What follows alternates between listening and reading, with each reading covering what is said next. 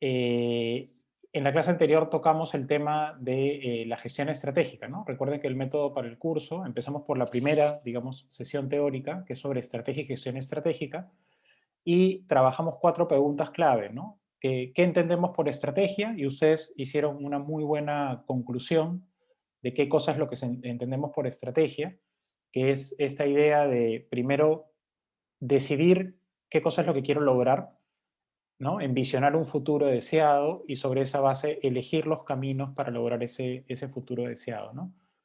Marcamos bastante la pauta de la diferencia entre lo que se entiende por planeamiento estratégico y gestión estratégica. Por eso este curso se llama gestión estratégica y no planeamiento estratégico. Eh, la gestión estratégica incluye el planeamiento, pero busca que esto sea más dinámico, ¿no? Constantemente adaptable al cambio en el entorno, y que todas las organizaciones puedan tener algún tipo de modelo o sistema que permita adaptar continuamente sus estrategias, ¿no? Pero obviamente hay que hacer en algún momento, hay que hacer algún tipo de plan estratégico, y es parte de lo que vamos a hacer en el curso. Hablamos también de por qué es importante la estrategia para el desarrollo de una organización. Muchos dijimos que no, si no tenemos un norte claro, una dirección clara, pues es difícil saber qué vale la pena hacer, ¿no? Las decisiones que se toman día a día a nivel operativo se supone que están enmarcadas en un norte o en algo que yo quiero hacer, y eso está alineado a un conjunto de estrategias. Y también hablamos sobre la importancia y las diferencias, porque hablamos bastante bien, creo que sobre las diferencias de diversos sistemas organizacionales, cuáles requieren más o menos sistemas de gestión estratégica, ¿no? Yo les decía que no tienen que ser súper formales, ¿no? Pueden ser muy informales, pero el revisar tus indicadores de cómo vas, eh, el ver los cambios que hay en el entorno para adaptar tu estrategia, es algo que se puede hacer incluso a nivel personal, incluso en una organización de 4 personas o de 5 personas, y obviamente se requiere más cuando es una organización cada vez más grande, ¿no? Como por ejemplo la misma Universidad Católica o una gran empresa corporativa, pero, o incluso algo más grande todavía, como ahora que estamos viendo, como un país, ¿no? O una ciudad. Eso también requiere de claridad estratégica, de adaptación, de ver cómo voy, de cambiar las vías de acción en base a cómo van las cosas. Entonces, se requiere de desarrollar estos modelos o sistemas de gestión estratégica en la diversidad de sistemas organizacionales. Algunos más rigurosos, más complejos, algunos más sencillos. Y creo que les mostraba la vez pasada lo que hemos estado construyendo en la facultad, para que vean cómo una facultad, más una facultad de gestión, no tiene que tener sistemas, ¿no? Esas son las cosas que a mí me ha gustado mucho apoyar a la facultad en el desarrollo de sistemas, ¿no? Hemos desarrollado un sistema de gestión de calidad, que es eh, una forma de monitorear constantemente la calidad de la carrera y poder tomar decisiones pertinentes para mejorarla continuamente, que toma un montón de insumos e información para ir tomando decisiones de manera constante y progresiva. Y otra cosa que hemos diseñado es ese sistema de gestión estratégica, ¿no?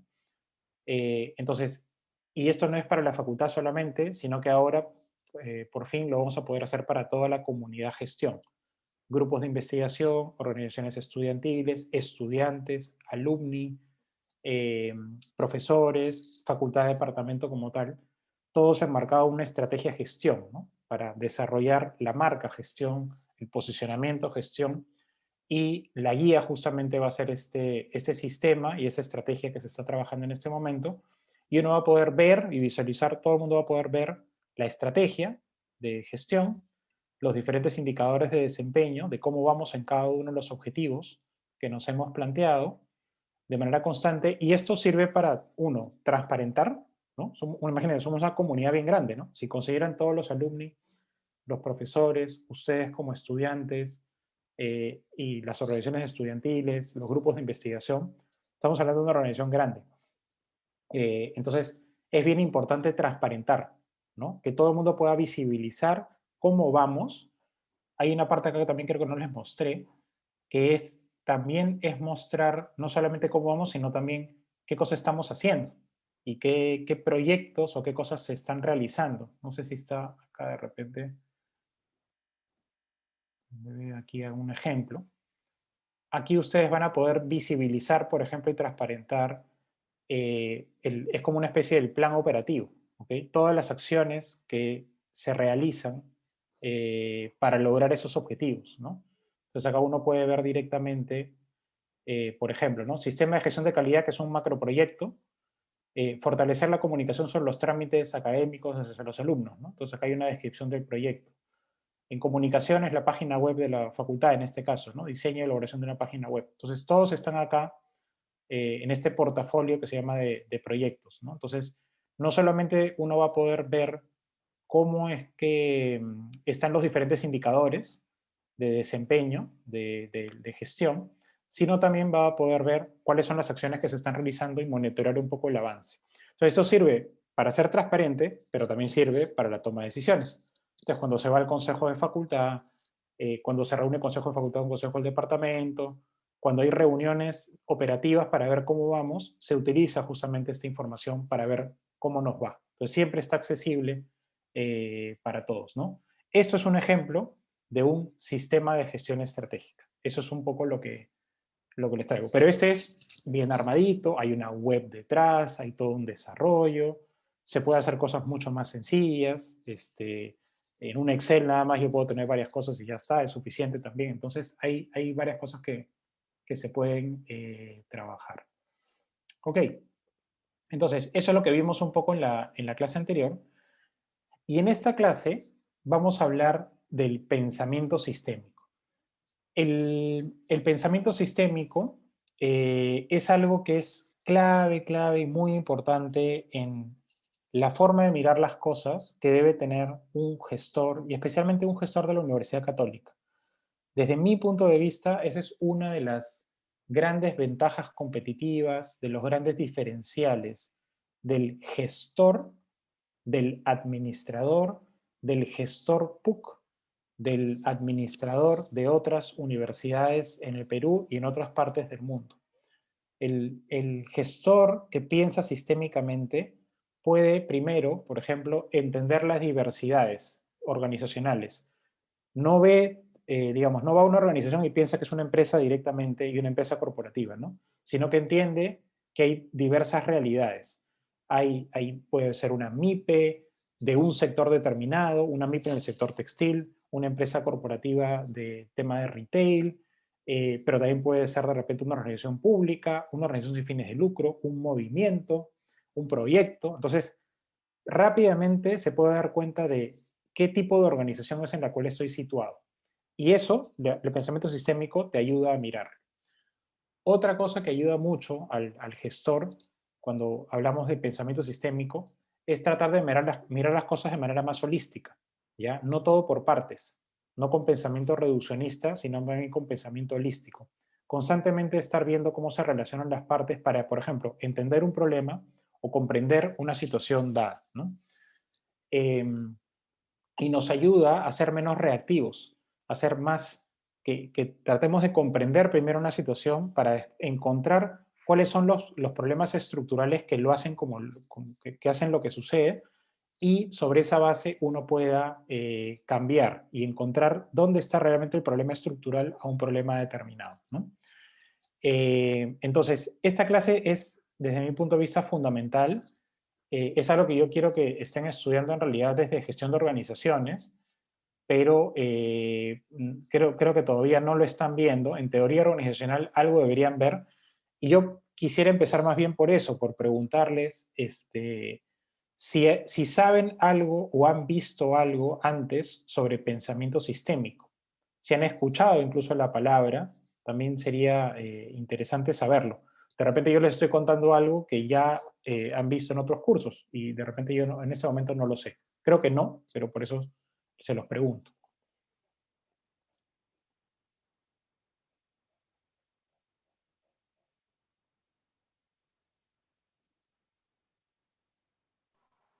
Bueno, por mi parte no, profesor, no he escuchado el término. Gracias, Alejandra. A ver, tenemos a Diego y Bruno. Buenos días, profesor, buenos días, compañeros. Lo que he escuchado más que no es pensamiento sistémico, he escuchado más lo que es sistema de redes, o sea, teoría de redes, y más que todo, y teoría de sistemas, que creo que va alineado a los dos. Entonces, como que todas las organizaciones están interconectadas y de manera que se vuelve un ecosistema, como usted lo dijo antes. Entonces, es lo único que he visto, pero la verdad es que no lo recuerdo porque lo vi en quinto ciclo. Me olvidé un poco, pero En quinto ciclo, en teoría organizacional. Ujú, en teoría. Ah, ya. Pero por lo menos nos están tocando algo en teoría organizacional. Pero sí, algo de lo que tú tienes, que has dicho, de teoría de redes, está relacionado con la parte del pensamiento sistémico. ¿Bruno? Sí, profesor, algo en realidad parecido a lo de Diego, porque también recuerdo de anterior organizacional que lo vimos, que es como que las partes del sistema funcionan todas a la vez y se crea una sinergia entre ellas. Entonces, al estar fusionadas y trabajar juntas, como que logran un mejor resultado. Correcto. Esos son uno de los aspectos clave del pensamiento sistémico, ¿no? Entender que las partes no están aisladas, sino que al integrarse de alguna manera hacen, se logra un propósito, ¿no? Entonces es más la relación entre las partes lo que hace que las cosas funcionen, más que las partes de manera independiente, ¿no? Es como un equipo de fútbol, de nuevo, donde tú puedes tener 11 grandes estrellas, pero si esas partes no funcionan como un equipo, no se va a lograr ese propósito, ¿no? O si lo ves más grande, ¿no? A nivel de club, tú puedes tener 11 grandes estrellas que funcionan excelente en el campo de juego, además como un sistema perfecto, pero de repente los suplentes o de repente el equipo directivo, la gente de la dirección del club no es muy completa, no sé si me dejo entender. Entonces, necesitas que todas las partes estén caminando y estén relacionándose bien para que el sistema funcione, ¿no? Se habla mucho de sistemas que funcionan, sistemas que no funcionan, y ahora les voy a dar algunos ejemplos al respecto. Y también hay otros elementos del pensamiento sistémico que también son importantes, que también les voy a comentar ahora. Las preguntas clave van a ser las siguientes. Primero, entender qué cosa es esto del pensamiento sistémico, qué es, ¿no? Como disciplina, como concepto. ¿Por qué es importante el pensamiento sistémico para la estrategia y la gestión estratégica? Porque lo estamos viendo en este curso.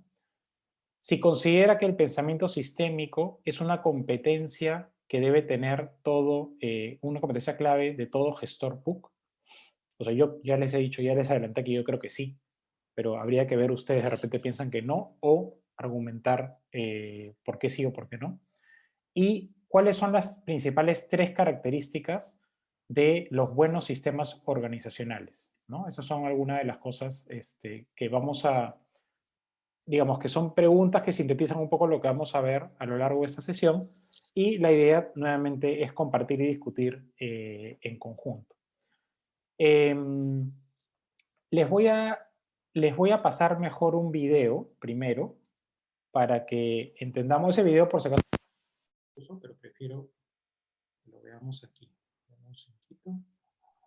Profe, hay autores, me parece, como puso en el Classroom, que lo ven más como enfoque de sistemas en vez de pensamiento sistémico, ¿no? Sí, o sea, enfoque de sistemas y pensamiento sistémico en realidad no son cosas muy diferentes. Es pensar sistémicamente, es enfocar las cosas de una manera sistémica, verlas como sistemas. Eh, entonces, cuando hablamos de pensamiento sistémico, también es la forma de cómo vemos el mundo y cómo vemos las realidades. Entonces, se parece un poco. A ver, les voy a poner acá el video. Me dicen si se escucha bien. Systems thinking is what we call a paradigm. A dictionary definition of a paradigm would read something like this: a worldview underlying the theories and methodology of a particular scientific subject. Thus, we can understand a paradigm to be the foundation that shapes our way of seeing the world. It is the assumptions and methods out of which we build our theories. Now, there are two fundamentally different paradigms within science. One is called analysis and the other, synthesis. Analysis is the traditional method of reasoning taken within modern science, whereby we try to gain an understanding of a system by breaking it down into its constituent elements. On the other hand, synthesis, which is the foundation to systems thinking, works in the reverse direction, trying to gain an understanding of an entity through the context of its relations within a whole that it is part of. But let's start by talking a bit about analysis. Analysis is based upon the premise that our basic unit of interest should be the individual parts of a system. From this follows a process of reasoning called reductionism. Reductionism is the process of breaking down or reducing systems to their constituent parts and then describing the whole system primarily as simply the sum of these constituent elements. Reductionism is often described in terms of a three-step process that we use for analyzing things. Firstly, we take something and we break it down into its constituent elements. This is deeply intuitive to us when we wish to understand how a car, bird, or business works.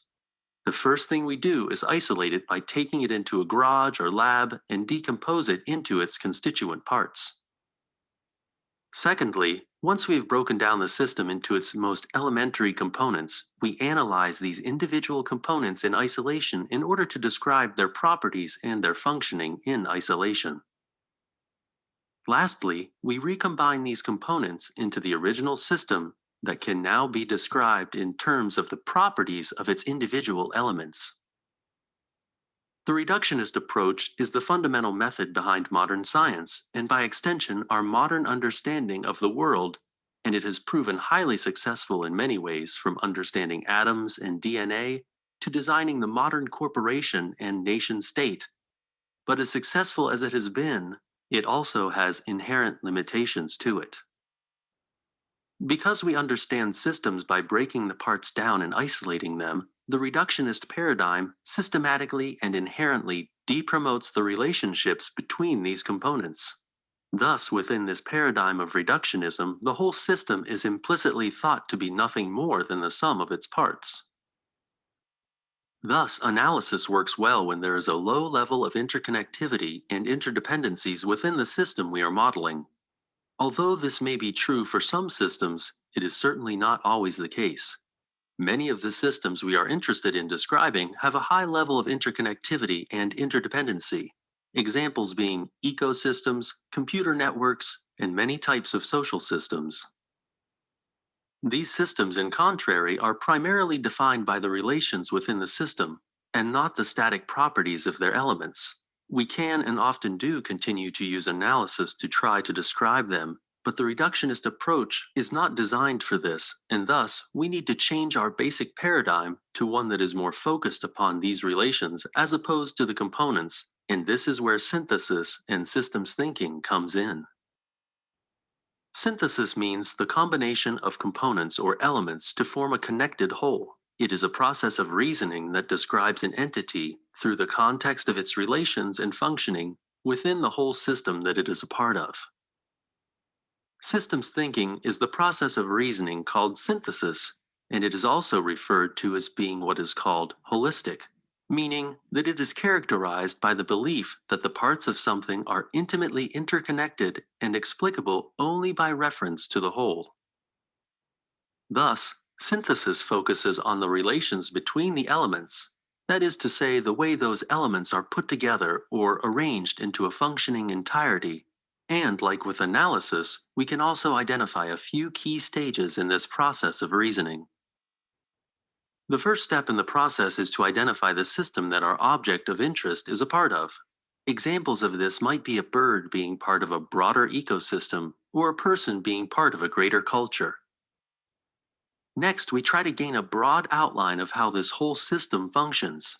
So, for example, a hard drive is part of a computer, and to properly understand it, we need to have some understanding of the whole computer. Lastly, we try to understand how the parts are interconnected and arranged to function as an entirety.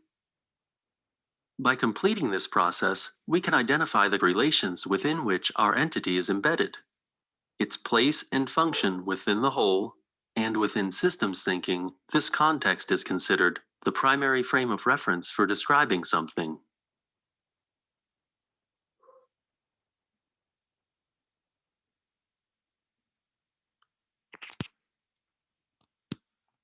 Voy a realizar acá la presentación.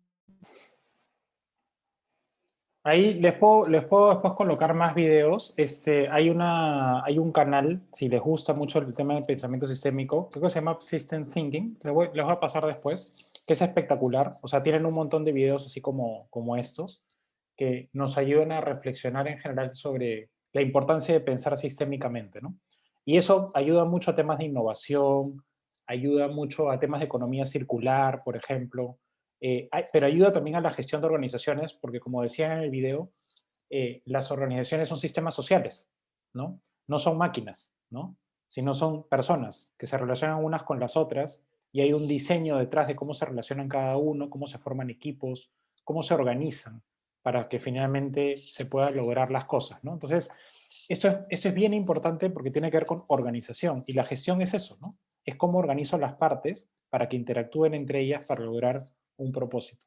Entonces, el pensamiento sistémico lo que trata de hacer es entender, trata de ir más allá del pensamiento reduccionista o lineal, este pensamiento tradicional donde hay un factor que genera, ese es el problema, ¿no? Ese es el problema que tengo y la causa es tal, ¿no? O esas son las 3, 4 causas y es como un pensamiento lineal. El árbol de problemas que seguramente ustedes han, ¿cómo se llama? Aprendido o trabajado, es la manera natural de cómo uno, por ejemplo, entiende una determinada problemática, parte del pensamiento tradicional. Comienzas a romper las partes, ¿no? Identificas un problema y comienzas a decir, ah, una causa puede ser esta, otra causa puede ser esta, otra causa puede ser esta otra, y esta causa se divide en esos efectos u otras causas. Pero no te das cuenta que de repente la consecuencia, o sea, el problema puede tener una consecuencia y esa consecuencia puede estar relacionada con las causas. Y una de las causas también puede estar relacionada con otras causas. Entonces, eso te hace comenzar a pensar que en realidad todo está mucho más relacionado de lo que parece en este pensamiento lineal. Entonces, te hace pensar más de esta manera, como se ve en la gráfica, que de la otra manera. Menos lineal y mucho más sistémico e interrelacional. ¿Okay? El pensamiento sistémico, digamos, entre los mayores referentes que hay del pensamiento sistémico, algunos se los hemos dado como lecturas, están Ludwig von Bertalanffy, que tuvo un libro, pues eso ya hace mucho tiempo, de General System Theory, y después Russell Ackoff, que es muy bueno, especialmente en temas de operaciones, que es más o menos de los 70, que habló de, a propósito, system quiere decir como sistemas con propósito, ¿no? Cómo poder trabajar diferentes tipos de sistemas organizacionales para que busquen un propósito compartido.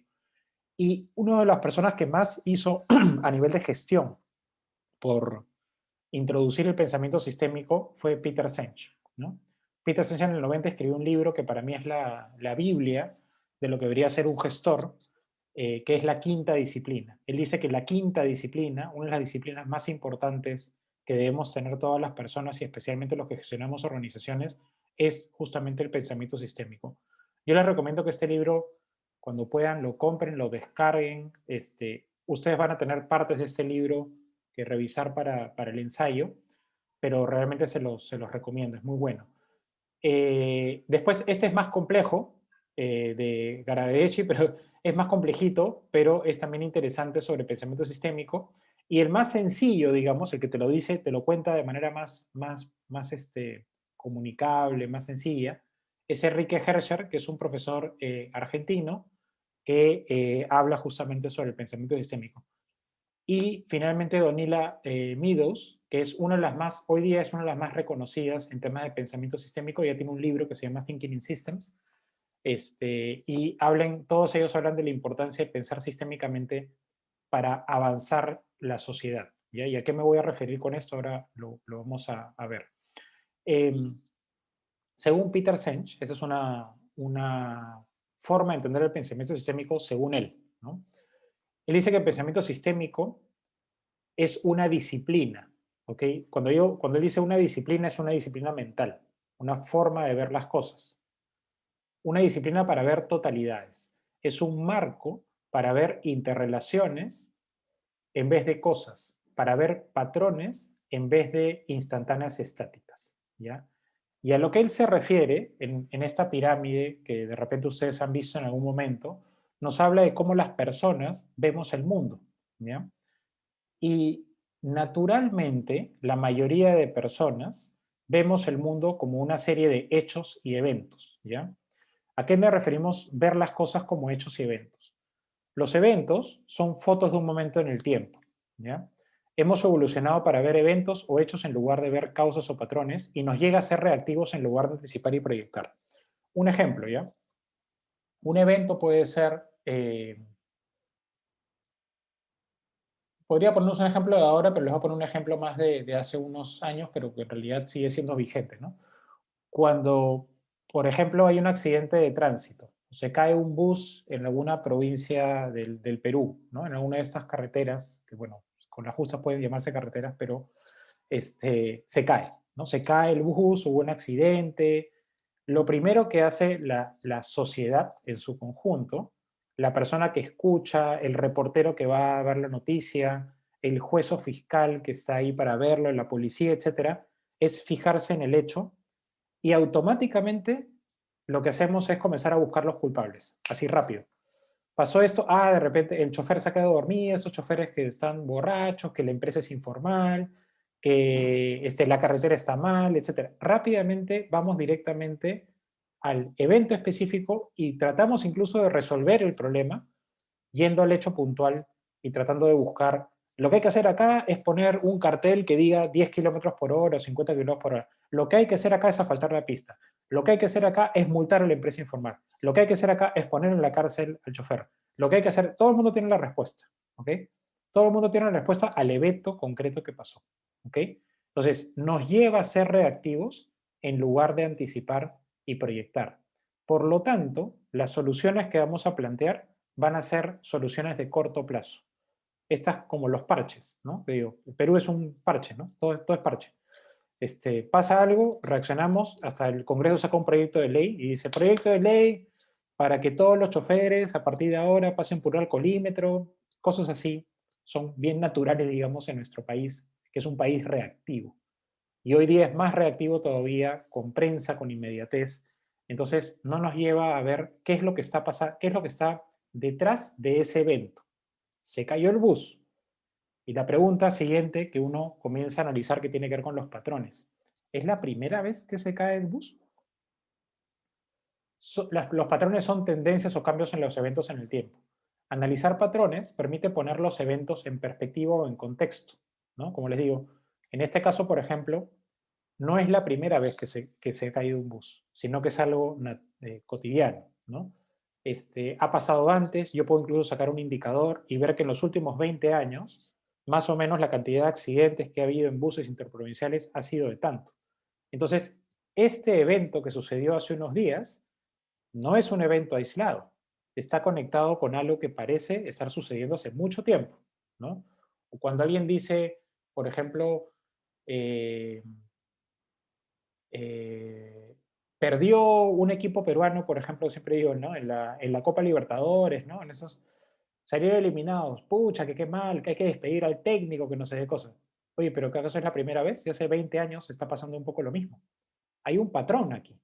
Los patrones lo que te permiten es ver estos eventos en perspectiva y comenzar a pensar realmente qué es lo que está haciendo que el patrón se comience a dar. No el evento, sino el patrón. ¿Qué está haciendo que los equipos peruanos que participan en competiciones sudamericanas, por ejemplo, les vaya mal hace 20 años siempre? ¿Qué está haciendo que los buses se caigan constantemente? ¿Qué es lo que está pasando? Entonces comienzo a pensar de manera un poco más sistémica. Y justamente pensar sistémicamente es pensar en la estructura del sistema. Pensar en el nivel estructural significa pensar en los términos de las conexiones causa-efecto. ¿Por qué se caen los buses? Yo no lo puedo saber ahorita, no lo he analizado. Pero si analiza el patrón y ve que es un problema sistémico que constantemente está sucediendo, uno puede comenzar a sacar variables que se relacionan con ese problema. Parte de las variables puede ser seguramente la formalidad en las empresas de buses, otra puede ser la condición de las carreteras, otra puede ser la cultura cívica de las personas a la hora de acceder por un servicio de estas características, otra puede ser las señales de tránsito, muchas cosas que pueden estar relacionadas y se relacionan entre ellas, ¿ok? Entonces, cuando uno piensa justamente en esos problemas sistémicos, comienza a pensar más en primero el patrón y segundo en qué cosa es lo que hace que finalmente eso se suscite de esa determinada manera, ¿ok?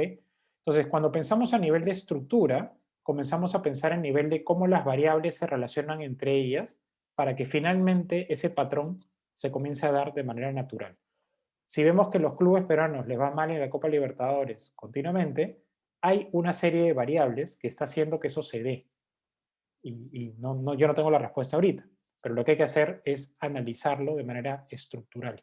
Y es ahí donde vamos a encontrar las causas raíz, los problemas sistémicos que hay que cambiar, y sobre esa base es que uno puede desarrollar una estrategia para cambiarlo. No un parche, sino una estrategia para cambiarlo. Otro ejemplo, ¿no? Los problemas ahora que suscitaron con el tema de las camas UCI, ¿no? Que cuando empezó el COVID desde el principio, todo el mundo comenzó a mirar, ¡ah! No hay camas UCI suficientes, ¿no? Y obviamente acá estábamos hablando de un problema estructural, que el sistema de salud en el Perú ya era un sistema colapsado. El sistema no funciona en general. Entonces tú veías una evidencia de ello, que era la ausencia de camas UCI, de hospitales, de enfermeros, etc. Y uno lo que tiene que comenzar es analizar cómo funciona el sistema de salud, cómo las partes se relacionan, cómo una organización se relaciona con otra. Te comienzas a dar cuenta que, que cada ministro, que se supone que es el que tiene el rol central, son bien fusibles, se cambian todo el tiempo. Y si se dan cuenta lo que ha pasado en los últimos tiempos, tanto a nivel de seguridad y en salud, que son uno de los temas más problemáticos para el país, los funcionarios de turno son fusibles. ¿Y por qué son fusibles? Porque todo el mundo piensa en el evento. Todo el mundo está pensando en el evento. Ah, no hay camas UCI, no llegan las vacunas, cambien al ministro, pongan otro. Todo el mundo piensa que es la persona la que va a venir y por arte de magia va a arreglar todos los problemas estructurales que tiene el sistema. Esos son problemas estructurales. Y si no pensamos a nivel estructural, nunca vamos a poder cambiar un sistema determinado. Nada se puede cambiar en poco tiempo, pero si se entiende dónde están los puntos para realmente cambiar las cosas y se comienza a trabajar a mediano o largo plazo, se puede lograr. Pero si seguimos siendo reactivos, nunca vamos a poder lograr. Entonces, cuando pensamos a nivel estructural, pensamos más o menos así. Por ejemplo, acá hay un conjunto de variables. Esto lo pueden llevar, por ejemplo, al tema también del sector público, pero acá en este ejemplo sencillo estamos hablando de que hay un problema de rotación de directivos, ¿no? En esta organización los directivos están rotando mucho, ¿no? Entonces, aquí uno puede ver que la rotación de directivos trae como consecuencia, o sea, no solamente analiza las causas, sino también las consecuencias. La rotación de directivos trae de alguna manera que haya menor conocimiento en la organización. Se va un directivo y se pierde conocimiento. Piensen, por ejemplo, en los ministros de salud que se van. Se va el ministro de salud, la organización de alguna manera pierde conocimiento, porque esa persona tenía antes una experiencia, una información, que simplemente se va y viene otro que tiene que transferirla y entenderla. El compromiso de los empleados, esa persona lideraba un equipo y esos empleados de repente dicen, oye, cambian ministros todo el tiempo, entonces, ¿qué compromiso voy a tener yo con ese líder? ¿No? ¿Cuál es realmente mi compromiso ahí? Entonces, eso también es algo que se pierde, ¿no? Y cuando hay un menor compromiso de los empleados, hay una menor productividad. Esos símbolos, por si acaso, son como inversamente proporcionales, ¿no? A mayor rotación de directivos, menor compromiso de empleados. A menor compromiso de empleados, menor productividad. A menor productividad, menor rentabilidad. A menor rentabilidad, menor inversión. Si no tengo dinero para invertir después, voy a tener también menos productividad. Esto, por ejemplo, genera un círculo vicioso o un círculo virtuoso, dependiendo de que si la rotación es alta o baja. Y esta productividad, esta baja en la productividad genera que no se cumplen las metas, y si no se cumplen las metas, el directivo se va. Entonces, miren cómo al final todo se relaciona entre todo. Entonces, yo puedo pensar que el problema es el directivo. Cambio el directivo, pero cada vez que cambio el directivo, sucede todo esto de aquí. ¿Sí? Sucede todo esto de acá. Entonces, me tengo que dar cuenta que el tema no es cambiar directivos. ¿Sí? Me tengo que dar cuenta de que hay que darles de alguna manera mucho más estabilidad y que ahí no está la causa real del problema determinado. No voy a entrar en otros detalles, pero hay 1000 formas de pensar sistémicamente, en generar estructuras sistémicas. Por ejemplo, es una relación del tema de pobreza, de por qué sucede la pobreza, y tratar de entenderla desde múltiples aristas. Entonces, hay diferentes niveles de análisis, y yo no digo que todo tiene que pensarse sistémicamente. Hay momentos donde hay que reaccionar rápido, ¿no? O sea, hay cosas que requieren un problema puntual y hay que reaccionar, y está bien, pero no todos los problemas y no todas las situaciones tienen que ser de reacción rápida. Hay algunas que requieren de analizar patrones, entender estructura. Entonces, ante los eventos, normalmente reaccionamos y la pregunta que uno se hace es cuál es la manera más rápida de reaccionar. Cuando estamos hablando de estructura, la idea es crear cambios. El espacio temporal es futuro, ¿no? El sistema de salud funciona de esta determinada manera, entonces voy a entender por qué funciona de esta determinada manera. Voy a entender todas las partes, las relaciones, etcétera. ¿Cuál es la estructura que causa estos patrones? Y a partir de ese entendimiento holístico, voy a tratar de diseñar alguna estrategia para cambiarlo, que obviamente no va a ser rápida, se va a demorar seguramente. Pero si quiero cambiar una realidad, tengo que comprender justamente esa estructura. ¿Ok? Entonces, una cosa que es bien bonita del pensamiento sistémico es que nos hace pensar en patrones y nos hace pensar a nivel estructural y por lo tanto nos ayuda a ser menos reactivos. Nos ayuda a, antes de saltar y decir, el problema está, no sé qué, pasa esto, a comprender por qué sucede lo que sucede. ¿Ok? Si queremos buscar soluciones innovadoras y sostenibles, debemos visualizar y comprender los problemas de manera sistémica. El objetivo es comprender por qué sucede lo que sucede. ¿Cuál ha sido el comportamiento del problema en los últimos tiempos? ¿Cuáles son las variables relacionadas con el problema? Y por lo tanto, ¿cuál es la estructura del sistema? ¿Cuáles son las variables? ¿Cuál es su relación? ¿Y por qué sucede lo que sucede? Les puedo poner un ejemplo, digamos que de una coyuntura electoral que es ahora en el Perú, pero que también pasa a nivel mundial. Creo que lo comenté la vez pasada, que es este tema de el patrón que comienza a existir de las posiciones radicales. Cada vez las posiciones radicales ganan más fuerza, ¿ok? Y posiblemente, espero no, pero es muy probable que lo veamos este domingo, ¿no? Las posiciones radicales más de izquierda y más de derecha, ojalá Dios quiera que no, van a poder llegar seguramente a la segunda vuelta. Y eso no es un patrón solamente peruano. Entonces mucha gente dice, pero ¿por qué votan por la izquierda radical? No puede ser. ¿O por qué votan por la derecha radical?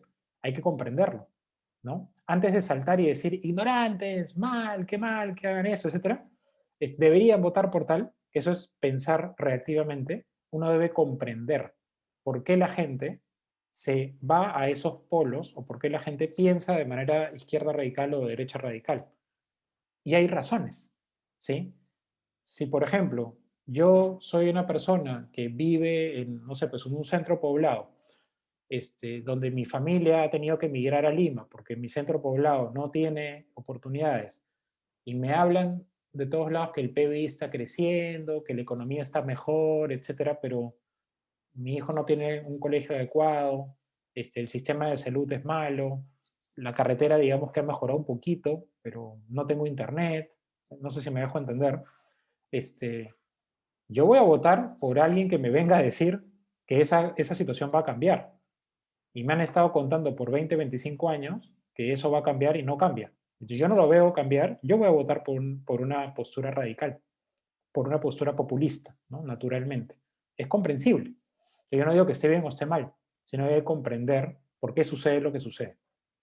Entonces, en el mundo entero hay cada vez más posiciones radicales y la gente ya quiere las cosas a corto plazo. Entonces tenemos un modelo que ha avanzado mucho, que ha reducido pobreza, que ha hecho un montón de cosas, pero hay algunas cosas que no ha podido lograr. Y es natural que haya gente que diga, yo ya quiero esto para mi espacio, ¿no? donde convivo. Entonces, la idea es, ¿cuál ha sido el comportamiento del problema en los últimos tiempos? ¿Cuáles son las variables relacionadas con el problema? ¿Y cuál es la estructura del sistema? Entonces, una manera de enfocar esto, no lo vamos a hacer acá en detalle, pero les voy a explicar más o menos cómo se trabaja entender un problema sistémico, es primero, obviamente, pensar que es un problema sistémico. Vamos a poner este ejemplo de los buses que se caen o algo más sencillo como los malos resultados de los equipos peruanos en los últimos tiempos en las competiciones sudamericanas, ¿no? Si uno dice, en los últimos 20 años los equipos peruanos no pasan ni las segundas rondas, no les va mal. Hay un patrón, ¿no? Hay un problema sistémico que hay que entender.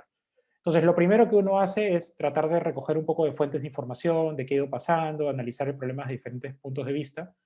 Y lo primero que uno debe hacer es formular el problema, luego identificar las variables que se relacionan con el problema y la siguiente parte es tratar de esas variables cómo se relacionan entre ellas, ¿no? Eso se llama diagramar la estructura y a partir de ello tratar de explicar el problema. Entonces, el formular el problema es desarrollar un enunciado claro y directo que describe el problema y que incluya la descripción del comportamiento en el tiempo, el lapso de tiempo en donde el comportamiento se ha generado, las principales variables afectadas para que quede claro que es un problema importante para el sistema. Y acá les pongo algunos ejemplos, ¿no? Algunos ejemplos de problemas sistémicos. Continuo incremento en el número de accidentes de tránsito en Lima Metropolitana en los últimos 10 años.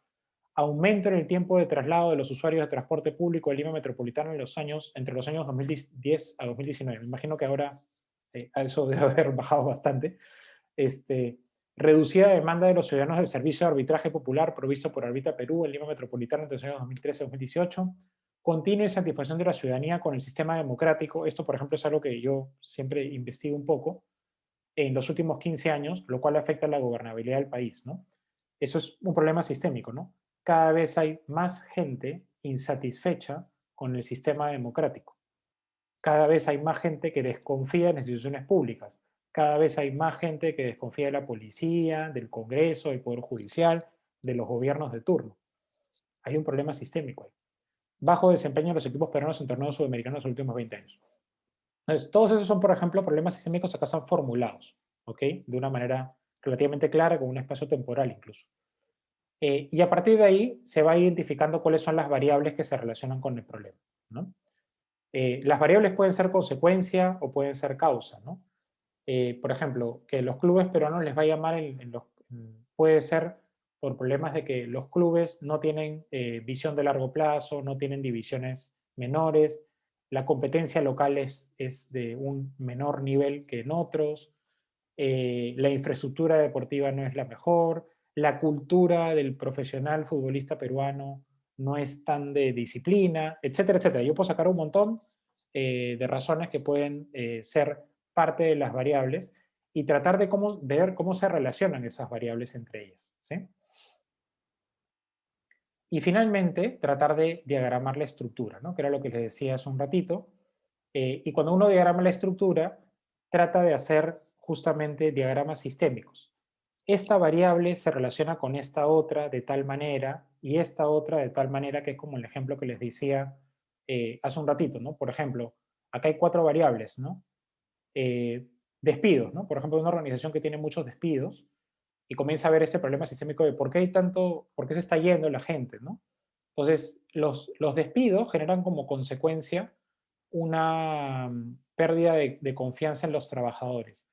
Y cuando hay menos confianza en los trabajadores, hay más, digamos, ansiedad de los mismos trabajadores. Eso hace que también haya una pérdida de la productividad y la pérdida de productividad genera más despidos. Entonces acá estamos entrando en un círculo vicioso, ¿no? Círculos viciosos hay, pero por todos lados. Entonces, eso es una forma sistémicamente de entender una realidad. Ese es el ejemplo que les di hace un ratito. Esto, por ejemplo, lo trabajamos como un ejemplo para la policía. Acá el problema sistémico era, perdón, que no lo veo aquí, era el tema de la cantidad de delitos, ¿no? Se hablaba mucho de la cantidad de delitos que están aumentando, etc. Y esta cantidad de delitos que está aumentando generalmente tiene como consecuencia, a mayor cantidad de delitos hay más gestión reactiva de la Policía Nacional y el Ministerio Público. Esta mayor gestión reactiva hace que puedas tener más delincuentes capturados y eso puede hacer que se reduzcan los incentivos para delinquir, ¿no? Y los incentivos para delinquir finalmente generan que haya más o menos cantidad de delincuentes y a mayor o menor cantidad de delincuentes también tienes más presencial policial de serenazgo, ¿no? Por poner un ejemplo simplemente, no voy a entrar en lujos de detalles. Solamente quiero que tengan una idea de que cualquier problema sistémico se puede tratar de entender bajo este parámetro que les decía hace un momento de recoger la información, tratar de formular el problema primero con claridad, identificar las variables y hacer hipótesis, no estoy diciendo que sea la estructura, hacer hipótesis de cómo se relacionan estas variables para entender por qué el sistema se comporta como se comporta. ¿Ok? Entonces, en el pensamiento sistémico nos dice nuevamente que hemos evolucionado para ver el mundo de diferentes maneras. Los eventos, que es lo que se mira, lo que se ve directamente, son los hechos, acciones observables. Los patrones, el conjunto de hechos analizados en el tiempo. La estructura es cómo las partes o las variables se interrelacionan e influyen finalmente en que se den esos patrones. Y hay algo que es más bonito todavía, que tiene que ver con los modelos mentales. ¿Ya? Hay algo detrás incluso de la estructura que hace que la estructura se dé y que por lo tanto los patrones se den y los eventos se den. Los modelos mentales que están bajo la superficie del comportamiento y estructura del sistema. Entonces, acá les voy a poner simplemente para concluir cómo es que vemos las cosas, ¿no? Eventos es evento-reacción. Si solo vemos los eventos, lo mejor que podemos hacer es lo siguiente. Algo sucede y lo arreglamos. Esta suele ser nuestra respuesta la primera vez que ocurre un evento. No cambiamos nuestro pensamiento de ninguna manera, solo actuamos rápidamente para solucionar el problema. Inmediato, utilizando soluciones preexistentes que han funcionado en el pasado. Para algunos eventos, este enfoque puede funcionar bien, pero fallará claramente si el problema es más sistémico. O sea, si el problema es que los buses se caen como un patrón, no es que yo ponga una nueva ley para que todos los choferes tengan brevete de tipo tal, va a solucionar el problema. Eso no es entender todas las aristas que puede tener el problema, ya que solo estamos tratando con los síntomas del problema, ¿no? Y nosotros tenemos que entrar a la estructura. Los patrones, cuando ya pensamos en patrones, comenzamos a notar un patrón de esos eventos, tenemos más opciones. Podemos anticipar lo que sucederá y podemos planificarlo. Cuando comenzamos a pensar en patrones o tendencias, podemos comenzar a considerar qué está causando que ocurran los mismos eventos una y otra vez. Cuando tienes un sistema de salud colapsado, o sea, ya tienes un sistema de salud que no funciona bien, que te vas a dar cuenta que no está funcionando del todo bien, cuando pasa una pandemia como esta, pues te lo tiene en la cara, ¿no? Pero claramente ya no estaba funcionando bien. Entonces, eso justamente tiene que ver con anticipar, ¿no? Ya sabemos que si, por ejemplo, viene un terremoto acá, ya sabemos más o menos lo que puede pasar, ¿sí? Porque la estructura del país es bastante endeble, ¿no? Entonces, estructura de diseño es que cuando comenzamos a prestar atención a las estructuras subyacentes, comenzamos a comprender el funcionamiento del sistema y las causas y condiciones que generan estos patrones. Podemos identificar las palancas de cambio e incluso generar hipótesis acerca de los modelos mentales que producen esa estructura. Ya no estamos a merced del sistema, ¿sí? No es que decimos, el sistema de salud está colapsado, pasa por estas razones y bueno, pues ¿qué se puede hacer? No, sí se puede hacer algo, pero se tienen que entender todas las dimensiones, de todas las variables, de cómo se relacionan para tratar de ver dónde están los puntos de inflexión, ¿sí? Dónde están las palancas de cambio. ¿Qué cosas yo puedo hacer para cambiar toda la estructura de ese sistema determinado? Y lo más profundo son los modelos mentales. Es posible que los eventos cambien el comportamiento del sistema, pero no es frecuente. Si nos enfocamos en el paradigma, el sistema de creencias o modelos mentales que subyacen el comportamiento del sistema, seguramente obtendremos cambios importantes. Cambiar el modelo que usa un sistema es el punto más alto de apalancamiento. Puede conducir a una transformación real con la posibilidad de reestructurar totalmente el sistema y superar incluso el mayor de los desafíos. Eso tiene que ver con cambiar culturas, pero especialmente con cambiar paradigmas, ¿ok? Y eso es algo mucho más complejo, pero que también se puede trabajar. ¿Okay? Entonces, los sistemas se construyen en base a estructuras, lo que permite reconocerlos. Una estructura es la forma como los componentes del sistema están interrelacionados. La estructura está definida por las relaciones entre las partes y no por las partes porque esta es invisible. Y aquí les voy a poner un par de ejemplos de cómo se relaciona este pensamiento sistémico con la gestión estratégica, ¿ya? Este es un mapa estratégico que está escrito en la Política Nacional del Deporte, ¿ok? Por ejemplo, en el deporte peruano, mucha gente dice, pucha, que qué mal nos va en el vóley, que qué mal nos va en los diferentes deportes, que por qué no somos buenos en tenis, que por qué no somos buenos en fútbol, que por qué no somos buenos en tal cosa.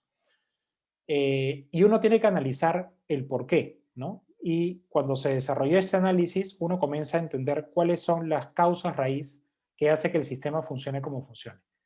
Y una vez que lo entiende, diseña una estrategia. Pero la estrategia es como el conjunto de componentes de cómo los amalgamo, cómo hago la arquitectura para poder de alguna manera llegar a los objetivos que me planteo.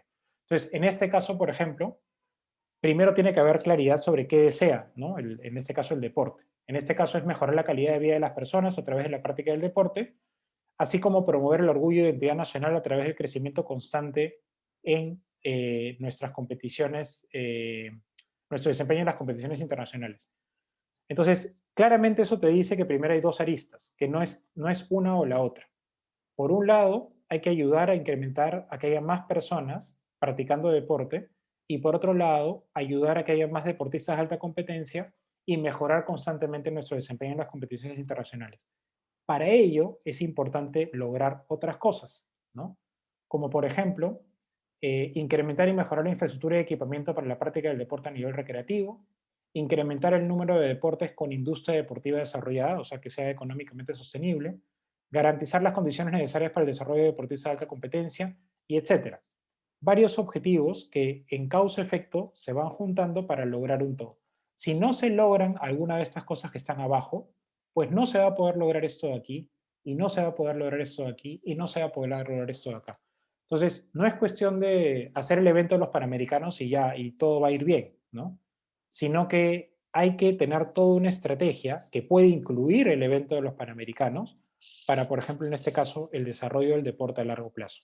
Entonces, cuando uno comprende la estructura del sistema, puede diseñar una estrategia que de alguna manera ayude a cambiar esa situación del sistema, pero obviamente eso no va a pasar en el corto plazo. Entonces, ¿cuál es la importancia del pensamiento sistémico para la gestión estratégica? Pensar de manera sistémica es poder ver más allá de lo evidente, ¿no? Ver el bosque y no solamente las partes, comprender la estructura y no solamente reaccionar a los eventos. Una persona que desarrolla estrategias debe ver la integralidad de las cosas. Tiene que ver cómo se interrelacionan los diferentes componentes de un sistema.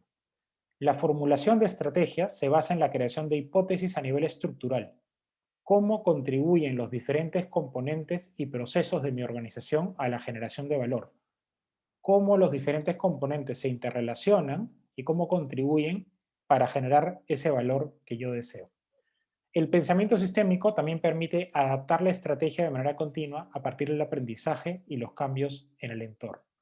Entonces, la vez pasada hablábamos un poco sobre el planeamiento estratégico y la gestión estratégica, entendiendo el planeamiento estratégico como un pensamiento un poco más lineal, que su objetivo es que terminar en un documento y en un plan estratégico, y la gestión estratégica como un poco más alineado al pensamiento sistémico, esta lógica circular, ¿no? Donde yo voy adaptando constantemente mi estrategia a partir de lo que va sucediendo también en la situación del entorno, ¿no? Ahora, dicho esto del pensamiento sistémico, tenemos que también comprender qué cosa vamos a entender por un sistema, ¿no? Entonces, un sistema es un grupo de componentes interdependientes, interrelacionados y que interactúan entre ellos para dar forma a un todo más complejo. Los sistemas tienen propósitos en sistemas más grandes. Las partes de un sistema deben estar arregladas de una manera tal que le permita al sistema cumplir su propósito. Y los sistemas, en realidad, se estructuran en la mente. Es como lo vemos, ¿no? Entonces, una célula, una persona, una organización, una fábrica, un país o el mundo son sistemas. ¿Por qué son sistemas? Porque son un grupo de componentes interdependientes, interrelacionados y que interactúan entre ellos para dar forma a un todo más complejo. Desde una célula hasta una persona, ¿no? Una persona también es un grupo de componentes que interactúan entre ellos para dar forma a ese ser más complejo. Una organización o una fábrica, pues también lo es. Grupo de componentes que funcionan de determinada manera para lograr algún tipo de propósito. Entonces, por eso decimos que las partes de un sistema deben estar arregladas de una manera tal que le permitan al sistema cumplir su propósito. Y es bien importante entender que el propósito del sistema está relacionado con sistemas mayores, ¿no? No solamente independientemente. Entonces, por ejemplo, una célula cumple un propósito dentro de una persona, no de manera independiente, sino que lo hace para que otras cosas funcionen y para que esa persona, digamos, cumpla su propósito, ¿no?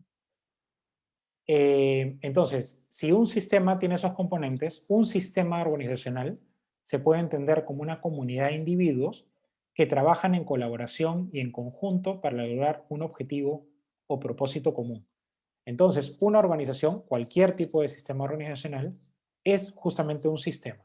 Grupo de personas que trabajan en colaboración en conjunto para lograr un objetivo o propósito común. Y aquí les traigo como algunos ejemplos de sistemas, ¿ya? Y aquí quisiera un poco de interacción con ustedes. Acá hay varios ejemplos de sistemas organizacionales, ¿ya? Uno, por ejemplo, es el Fútbol Club Barcelona. Otro es esta organización sin fines de lucro que se llama Enseña Perú.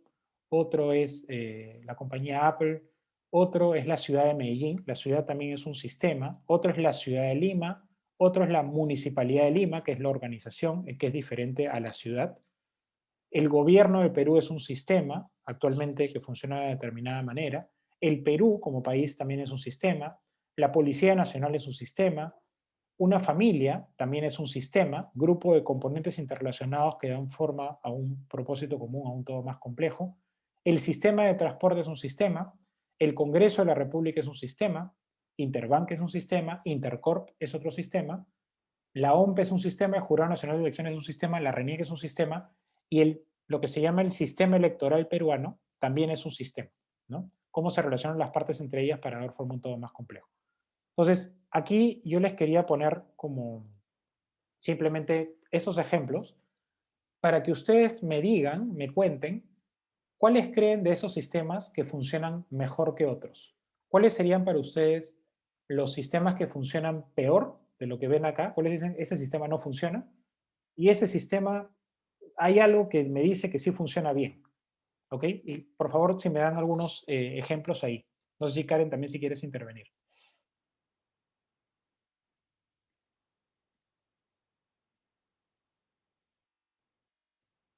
La pregunta es, ¿cuáles son algunos de estos ejemplos, sistemas que creen ustedes que funcionan bien y otros que no, de repente no funcionan tan bien? Entonces tenemos a Catherine primero. Sí, profesor. Yo creería que un sistema que en el Perú actualmente no funciona tan bien y para mí personalmente están como por ahí haciéndose la competencia es el sistema de la PNP y puede que también sea el sistema del Congreso. Creo que para nadie es un secreto que la seguridad nacional, seguridad ciudadana aquí en el Perú pues está bastante socavada y creo que todo eso viene desde la formación que se les da a los mismos miembros de la policía, desde que entras a una escuela de oficiales o subalternos, para formarlos, ¿no? Y creo que mucho también entra a tallar el tema de la ética, porque creo que el mayor problema que hay acá en el Perú, dentro de estas instituciones de Fuerzas Armadas y PNP, es el tema de la corrupción. Entonces, creo que esa es una gran variable para poder entender por qué ese sistema está bastante socavado personalmente, al igual que diría el Congreso, me parece que es el Parlamento, que también es un tema de corrupción. Y me acuerdo muchísimo del curso de RCP en letras, hace ya tiempito, que hablábamos sobre una corrupción sistemática, ¿no? Y de hecho acabo de asociarlo bastante a lo que usted habla, porque este profesor con el que llevé RCP mencionaba que hay niveles de corrupción y el nivel de corrupción sistemática es cuando ya llega a calar pues hasta en los inicios del sistema, ¿no? Y es algo bastante importante porque justo tiene bastante coherencia y relación con lo que usted mencionaba en la clase, ¿no? Y bueno, pasando a otro plano, un plano más positivo, creería que uno de los sistemas que funciona, entre comillas, bien, es el privado. Y bueno, me quedaría yo con las empresas de lo que es Intercorp o Interbank, ¿no?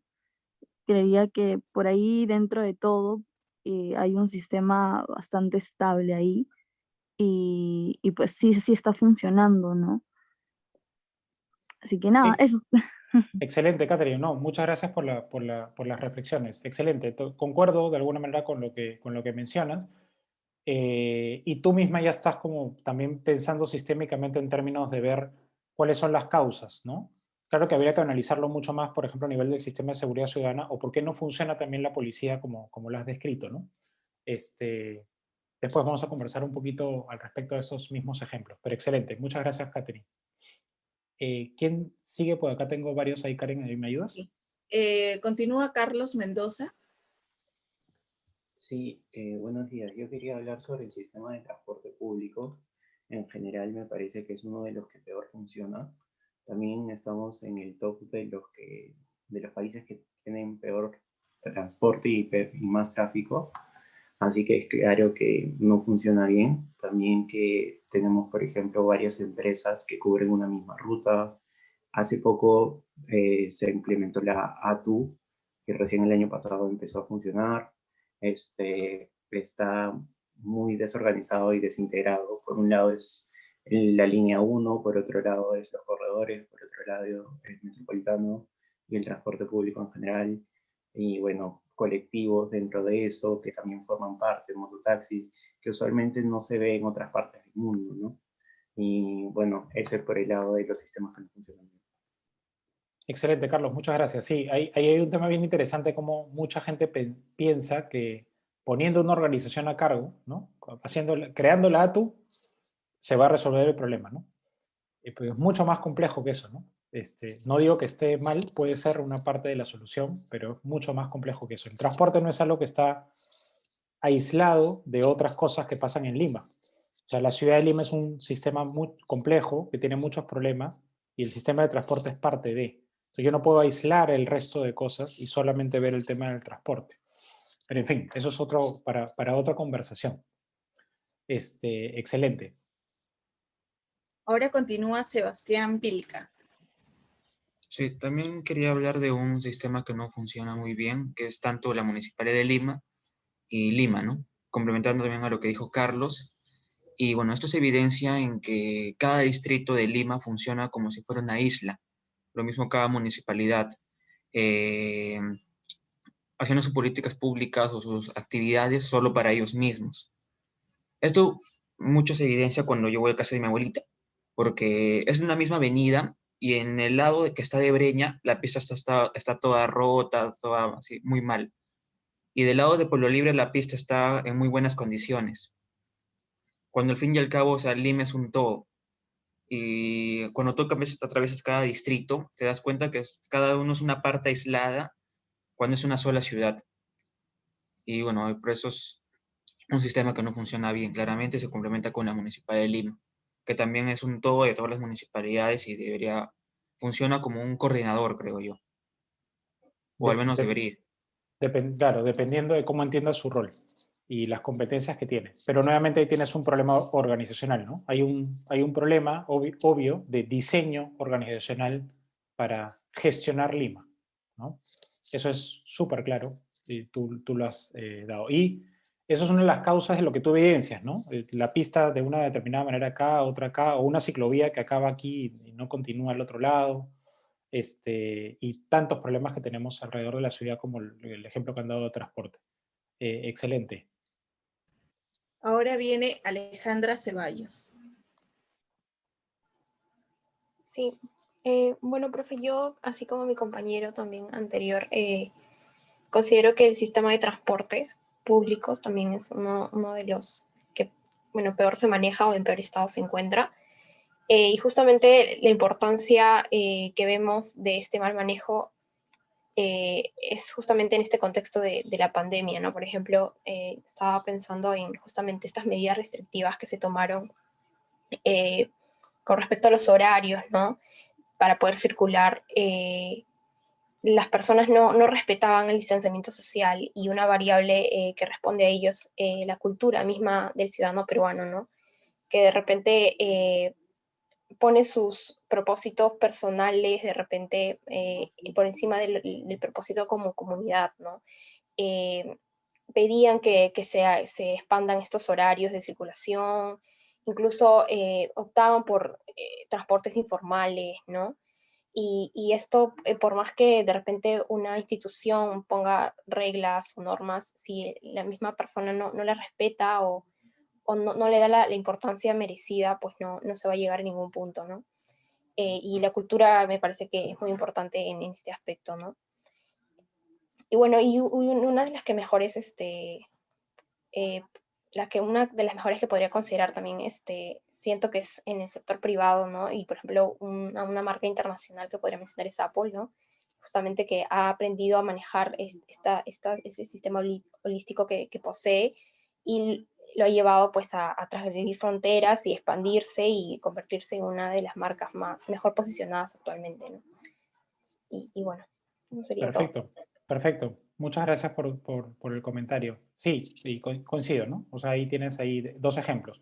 Siempre ahí va a haber ejemplos como del sector privado mejor, del sector público no tanto, pero hay ejemplos del sector privado muy malos también, de sistemas que funcionan muy mal, y hay ejemplos del sector público que también que relativamente funcionan bien, ¿no? No solamente siempre es privado-público, ¿no? Privado bien, público mal, ¿no? ¿Quién sigue, por favor, Karen? ¿Ayudas? Sigue Javier Soto. Sí, ¿qué tal? ¿Se me escucha? Sí, Javier. De hecho, justo un sistema, no está acá en la imagen, pero del sector público que, al menos dentro de mi noción básica, me parece que funciona mejor. De repente es todo lo que tenga que ver con cultura dentro del país. Me parece que es un recurso que dentro de todo se aprovecha bien. De repente se podría aprovechar mejor en algunos aspectos, pero creo que es algo de lo que nos hemos sabido valer bastante bien para ser reconocidos incluso internacionalmente, refiriéndome de forma ya más específica a la gastronomía, ¿no? Que ahí también hay un sistema detrás. Ahora, hablando de algo que, de hecho, no creo que sea precisamente lo que peor funciona dentro de esta lista, dentro de estas imágenes, pero sí me parece importante eh, de repente hablar de la familia como un sistema que podría funcionar mejor. Lo que pasa es que yo al menos creo que si piensas en la familia como un sistema, automáticamente creo que uno debería de pensar en otros sistemas que están directamente relacionados, porque a fin de cuentas la familia viene a ser como el primer gran espacio en donde las personas se relacionan con otros, se forman y luego salen a la sociedad, ¿no? Entonces, de repente partiendo de una base un poco más relacionada a la educación o algún otro aspecto que ahorita no se me viene a la mente, porque habría que hacer todo un estudio sobre el tema, eh, de repente podrían ser un poco mejores las cosas en este sistema, ¿no? Y yo personalmente creo que sí habría como una repercusión en el resto de la sociedad si ese sistema se mejorara, si se encontraran formas para eso. De acuerdo, excelente, Javier. Gracias por lo del sistema gastronómico, muy buen ejemplo, ¿no? De un ecosistema que funciona relativamente bien, ¿no? O sea, la gastronomía peruana no era nada reconocida hace 30 años, y hoy día lo es una marca internacional muy reconocida, y que ha habido ahí trabajo entre sector público, sector privado, chefs que se han puesto de acuerdo también para trabajar en conjunto y no tanto competir. Y finalmente es algo que tú ves que funciona bien. O sea, ya después les voy a decir las características, ¿no? Pero es como hay mucha innovación alrededor, mucho empuje, muchas ganas de hacer las cosas, mucho positivismo, lo que no sucede, por ejemplo, en el sistema de transporte o en el sistema de justicia, como algunos ejemplos. Y lo que dices de la familia, claro, depende de qué familia, ¿no? Pero la familia es un sistema, hay, digamos, familias que funcionan mejor desde el punto de vista de la percepción que tienen sus miembros, y otros que podrían decir, no soporto a mi familia. O familias más complejas, ¿no? Donde puede haber incluso casos de violencia familiar o cosas así. Entonces, no es la familia como uno, ¿no? Sino que las familias, ¿no? O sea, pero simplemente como un ejemplo de que es un sistema. Pero como tú bien dices, es un sistema base clave, ¿no? Inicial. Ahora continúa Claudia Romero. Buenos días con todos. Gracias, Karen. Yo quería también mencionar el tema de la familia, pero lo estaba evaluando desde otro punto, porque comenzamos la clase diciendo que el pensamiento sistémico es la interrelación entre los colaboradores o las personas, ¿no? Entonces yo veo que este sistema tiene menos personas, entonces puedo deducir de que a menos individuos van a ser menores las interrelaciones que se den y las variables que surjan para hacer hipótesis de por qué está sucediendo esto, por qué está sucediendo aquello, van a ser también menores. Entonces como que lo veo más manejable por ese hecho, porque considero que de ahí todas las demás sistemas organizacionales que veo en el PPT tienen muchos más actores. Entonces, considero que tienen un nivel de complejidad mucho mayor. Excelente. Por ahí quería dar mi comentario. Buenísimo, buenísimo el comentario, porque obviamente acá hay sistemas más complejos y menos complejos. Y el número de personas que forman parte del sistema es una variable, no es la única, pero es una variable de la complejidad del sistema. Otra variable clave de la complejidad es la diversidad de pensamiento. O sea, te doy un ejemplo, ¿no? O mejor dicho, antes de ir a ese ejemplo, es bueno el comentario lo que dices, pero ojo que no necesariamente los sistemas más chicos, por ser más simples, van a funcionar mejor, ¿no? Medellín, que es una ciudad que tiene múltiples complejidades, mucha diversidad y un montón de gente, funciona mejor que otra, por ejemplo, como Lima, o otra más chiquita, de repente como Trujillo. Ponte Medellín y Trujillo. Y Medellín funciona mejor que Trujillo, y Medellín es más grande, ¿no? Entonces, el sistema gastronómico también es un sistema enorme. Mira la cantidad de restaurantes, chefs, etcétera. Pero hay algo que hace que ese sistema funcione mejor. Entonces, si bien lo que dices es muy cierto, la cantidad de miembros del sistema hace que pueda ser un poco más fácil el que el sistema funcione mejor, también se puede hacer en sistemas grandes e incluso mucho más complejos. Pero excelente comentario.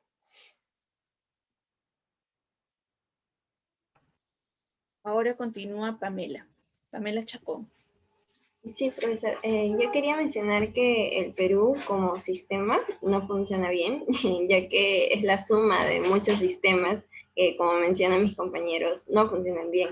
Entonces, si sus subsistemas no funcionan bien, creo que no podemos esperar que todo el conjunto también funcione bien. Y eso también me hace pensar de que cada subsistema tiene su causa, su patrón, su propia estructura, que hay que analizar para poder solucionar, ¿no? Pero a la vez el Perú como conjunto también tiene su propio evento, patrón y estructura que hay que solucionar. Y bueno, creo que un ejemplo contrario sería Apple, que me parece que lo que los ha llevado a funcionar bien como sistema es que ellos han entendido que los consumidores son parte de su sistema, ¿no? Entonces tienen una relación muy fuerte con ellos que los hace una marca líder. De acuerdo, excelente, Pamela, muchas gracias. Ahora viene Dayan. Y cerramos con Marisabel, ¿no? Así es. Buenos días. Bueno, yo quería complementar con lo que mencionaron sobre transporte y espacios culturales. O sea, yo considero que sí existen como soluciones sistemáticas en términos de planeamiento urbano que miran a la ciudad como un sistema o como un todo.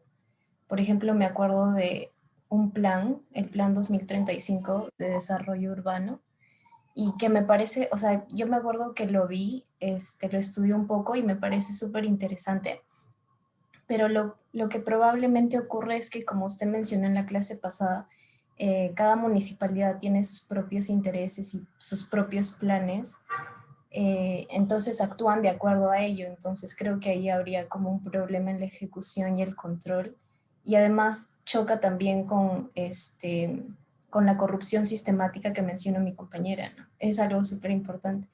Y creo que incluso la corrupción se extiende a un nivel más internacional, entonces es como que un problema mucho más grande a nivel sistemático.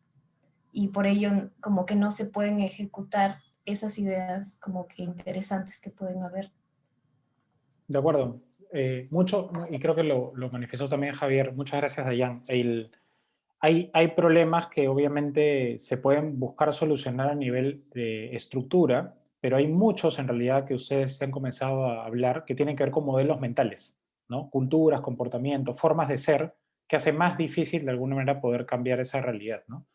Y una de ellas, por ejemplo, uno puede diseñar una mejor estructura para la ciudad de Lima, estructura organizacional me refiero, ¿no? Un diseño más lógico para que los actores más que colaboren por el propósito compartido, pero hay un modelo mental detrás que es yo quiero mi parcela, ¿no? O sea, yo quiero mi espacio. Y, por ejemplo, ¿no? Mucha gente en Lima estaría en desacuerdo con tener un gobierno de ciudad porque sentiría, por ejemplo, los distritos más beneficiados sentiría que estuvieran perdiendo, por equidad, estarían perdiendo, por ejemplo, la cantidad de serenazgos, o policías, o los parques que estén más cuidados, por dárselos a un central que finalmente los va a asignar a diferentes recursos, ¿no? Entonces mucha gente va a decir, pero yo pago más impuestos, ¿por qué a mí no me van a dar el servicio que yo deseo, ¿no? Entonces hay modelos mentales detrás que tienen que ver justamente con el sentido de comunidad, con qué tanto yo me siento que soy parte de Lima, o me siento más que yo soy de Miraflores nomás. No sé si me dejo entender. Y eso hace que sea mucho más difícil ese cambio, que es bastante lógico, ¿no? Eso es una ciudad, se interconecta completa, y bueno, a nivel de ciudad, por ejemplo, Buenos Aires es un buen ejemplo, pero muchas ciudades en realidad, hay un gobierno de la ciudad, es un gobierno de la ciudad, que es el que toma decisiones por toda la ciudad. Y es tan fuerte es el gobierno de la ciudad, que el gobierno nacional no se mete. O sea, no tienes el Ministerio de Vivienda, el Ministerio tal, metiéndose en las ciclovías, que son o sea, son temas de la ciudad. La ciudad finalmente gobierna esos temas, incluso ni la policía, ¿no? A ese nivel. Pero en fin, eso es ya para conversarlo con mayor detenimiento. ¿María? Sí, profesor. Marisabel está bien. Marisabel. Buenos días, profes, compañeros. En realidad lo que yo tenía era más que nada reflexiones, ya que antes se han tocado todos estos ejemplos. Por ejemplo, con respecto a los candidatos y a sus propuestas, en realidad creo que vemos esto muy seguido, de que es como que falta algo, ya creamos una política pública, falta seguridad, no sé, sacamos a las Fuerzas Armadas. Y esto es algo que me preocupaba, porque en realidad hay muchas personas que van a recibir bien esto, porque quizás es lo más visible, porque suena fácil, o no sé. Entonces me ponía a pensar lo importante de lo que es, voy a llamarlo, una educación estratégica. A mí me hubiera gustado ver esto, no sé, desde el colegio, por ejemplo, cómo es que se distribuye el presupuesto, cosas así, porque de verdad es algo que actualmente no conocemos bien, y como digo, muchas personas van a reaccionar bien a este tipo de propuestas populistas, por llamarlo así. Y otra reflexión que me traía esto es que en las medidas que tomó el gobierno por el coronavirus, que no sé, un día salían hombres, otras mujeres, y es como que sentía que se estaban poniendo medidas por poner y no se veía como que más allá de ello. Entonces, mi pregunta iba como que, ¿cuál puede ser el papel de la estrategia quizá en estos tiempos de pandemia o de crisis, ¿no? Que es como que no se puede mirar tan de manera estratégica, porque es algo que ocurre Por de el la tiempo. nada. Ujú. Ajá. Entonces, bueno, ahí van mis comentarios. Excelente pregunta. Primero iría o sea, fuera del evento, de que pase algo y que irrumpa y que hay que ver cómo manejarlo. En primer lugar, si tuvieras una dirección estratégica y un pensamiento estratégico de visión de largo plazo, y pensar en que todas las partes se relacionan desde un inicio, tienes una estrategia país mucho más clara. Ese problema, ese evento que hubiera venido el coronavirus, nos hubiera agarrado mucho mejor parados, ¿ya? Porque ya hace tiempo nos hubiéramos dado cuenta que si no hacemos mejoras en el sistema de salud, si no hacemos mejoras en el sistema de educación y cambiamos varias de esas realidades, o llevamos postas o colegios a centros poblados en diferentes lugares, tendrías una gobernabilidad un poco más natural, ¿no? Más de continuidad. Y cuando te agarra un evento así, estarías un poco mejor parado.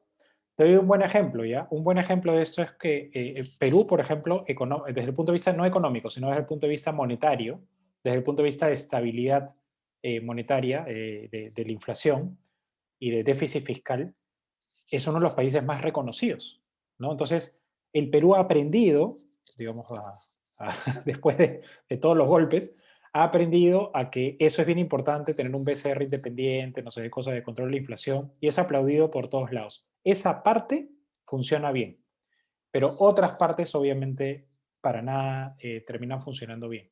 Entonces, es bien importante que todo sistema organizacional, incluyendo un país, tenga una estrategia pensada a largo plazo y la adapte constantemente, número uno. Pero como tú bien dices, yo no puedo pensar en todo el futuro, no lo puedo ver, ¿no? Yo diseño una estrategia y de repente te cae un terremoto, o viene lo del coronavirus, o cualquier cosa, y la pregunta es ahí, ¿cómo es que puedo reaccionar rápido y generar una estrategia buena, rápida y eficaz, pero que sea estratégica, ¿no? Y es difícil. No te voy a decir porque eso es difícil. En un país con tantos problemas estructurales, te viene de repente el coronavirus, tomar esa decisión de qué hacer en ese momento, para mí debe ser sumamente complejo. Pero una de las cosas que hay que hacer es tratar de hacer esto mismo, pero de manera rápida y ágil. Rápidamente entender la estructura del sistema, qué cosa es lo que puede pasar, si tenemos ese sistema de salud con estas condiciones, si no tenemos base de datos de la información de la gente, ¿qué podemos hacer para cambiar eso? Y uno de los factores fundamentales que se puede trabajar cuando suceden cosas así es trabajar con todos los actores. Y eso es, por ejemplo, algo que no se hizo. O sea, no puedo centrarme en 5 o 6 personas solas en un consejo de ministros y unos cuantos asesores a pensar en cómo voy a salir de esto. Eso tiene que ser mucho más amplio.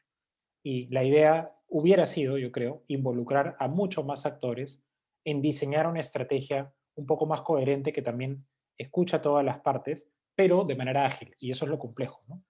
No te digo que hay una razón, pero eso es una cosa que se pudiera haber hecho, ¿no? Excelente. Karen. Sí, Daniel.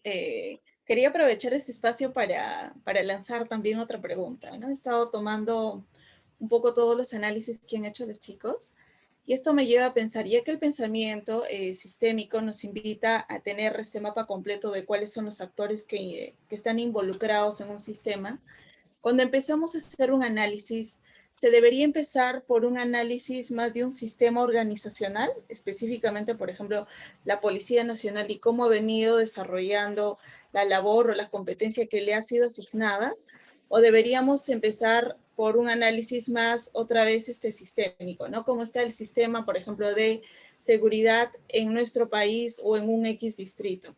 Lanzo esta pregunta porque, claro, veía que también ha venido ejecutando el rol la Policía Nacional. Sin embargo, claro, este es como que el actor central, sin embargo, sabemos de que existen también otros actores que intervienen, ¿no es cierto? Como por ejemplo las municipalidades, a través de la unidad de Serenazgo, entre otros, y cómo ellos se tienen que articular, porque claro, la ley indica de que hay los famosos CODISEC, que son estos consejos distritales de seguridad, pero desafortunadamente, o sea, han procurado como que articular, pero esto se ha quedado en el plano normativo, ¿no? Simplemente se reúnen y paramos de contar porque después de eso no hay acciones reales. Entonces, ¿cómo hacemos? ¿Cómo empezamos este análisis, Daniel? En realidad, mucho va a depender del rol que tú entiendas en el sistema. O sea, y eso tiene que ver mucho con liderazgo, ¿ya? O sea, si tú eres el comandante general de la Policía Nacional, tú tienes que entender, o sea, deberías entender que tú tienes un rol de liderazgo en el sistema Policía Nacional del Perú. Número 1, ¿no? Eso es claramente, normativamente hablando, es súper claro, que tú eres el líder de ese sistema. Tu finalidad como líder de ese sistema es tratar de mejorar ese sistema. Entonces hay que entender cuál es la estrategia que queremos lograr, qué recursos hay que obtener, qué influencias hay que lograr para poder mejorar eso. Diseñar una estrategia, etc. Y está enfocando en la policía. Pero tú también tienes que entender que como comandante general de la Policía Nacional, eres también parte del sistema de seguridad ciudadana, que es más amplio y que incluye, obviamente, al ministerio. De repente tú no eres el líder del sistema, pero tú tienes una parte importante, eres un actor clave en ese sistema en su conjunto. Entonces tú puedes estar mejorando la policía y diseñando una estrategia para la policía, está muy bien, pero tú también deberías estar ayudando, convenciendo y haciendo que otros se vean como parte del sistema de seguridad ciudadana y hacer partícipes a otros y trabajar en una estrategia conjunta de un sistema de seguridad ciudadana que de repente hasta cambie su diseño organizacional, ¿no? Eso tiene que estar sucediendo. Yo se lo puedo encargar a alguien también, yo no tengo que estar en todas las reuniones. Yo le puedo encargar a alguien y decirle a un grupo de personas, trabajemos juntos para diseñar mejor el sistema de seguridad ciudadana. Y es un grupo de análisis, no es un grupo de acción. No sé si me dejo entender. Que ayude a rediseñar cómo debería ser el sistema de seguridad ciudadana. Y también puedo tener en mi policía un grupo que me ayuda a pensar estratégicamente cuál debería ser la mejor estrategia para la policía, cómo lograr cosas y que me ayude. Entonces, en ambos frentes yo puedo trabajar. Entonces, mucho depende de cómo entienda uno su rol, ¿no? Yo te doy un ejemplo, ¿ya? Mi rol, ¿ya? Mi rol.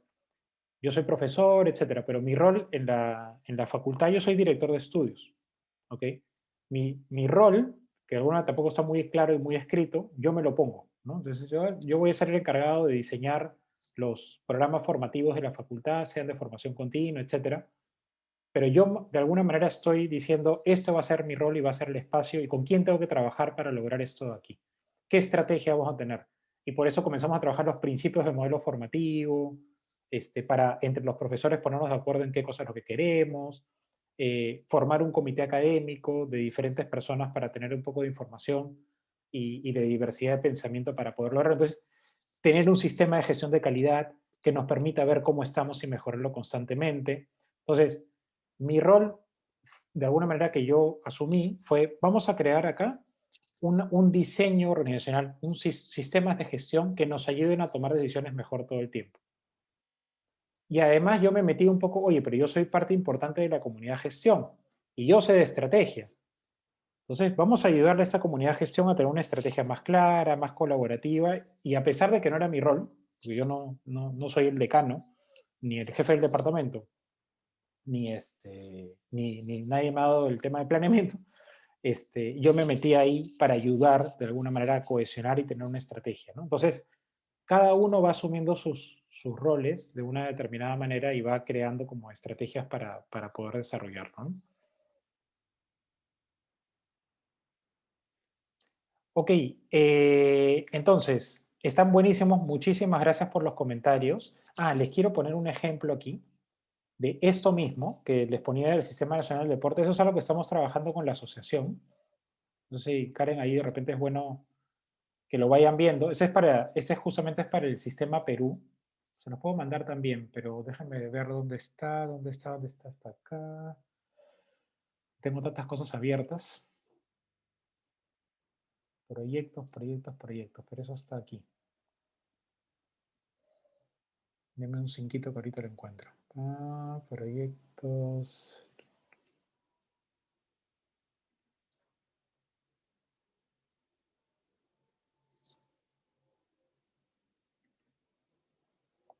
Eso es algo que estamos trabajando, que tiene que ver con tratar de visibilizar una lógica de la estrategia Perú y tratar de identificar cuáles son los indicadores de desempeño para hacer seguimiento a cómo nos va como país, ¿no?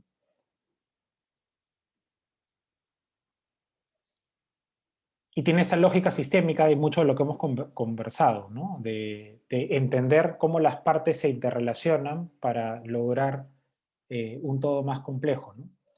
Y entonces, después de varios meses de trabajo inicial, porque esa es la parte inicial del proyecto, llegamos a esta conclusión sistémica de cuáles deberían ser los objetivos para el Perú, generales, ¿ya? Los más amplios.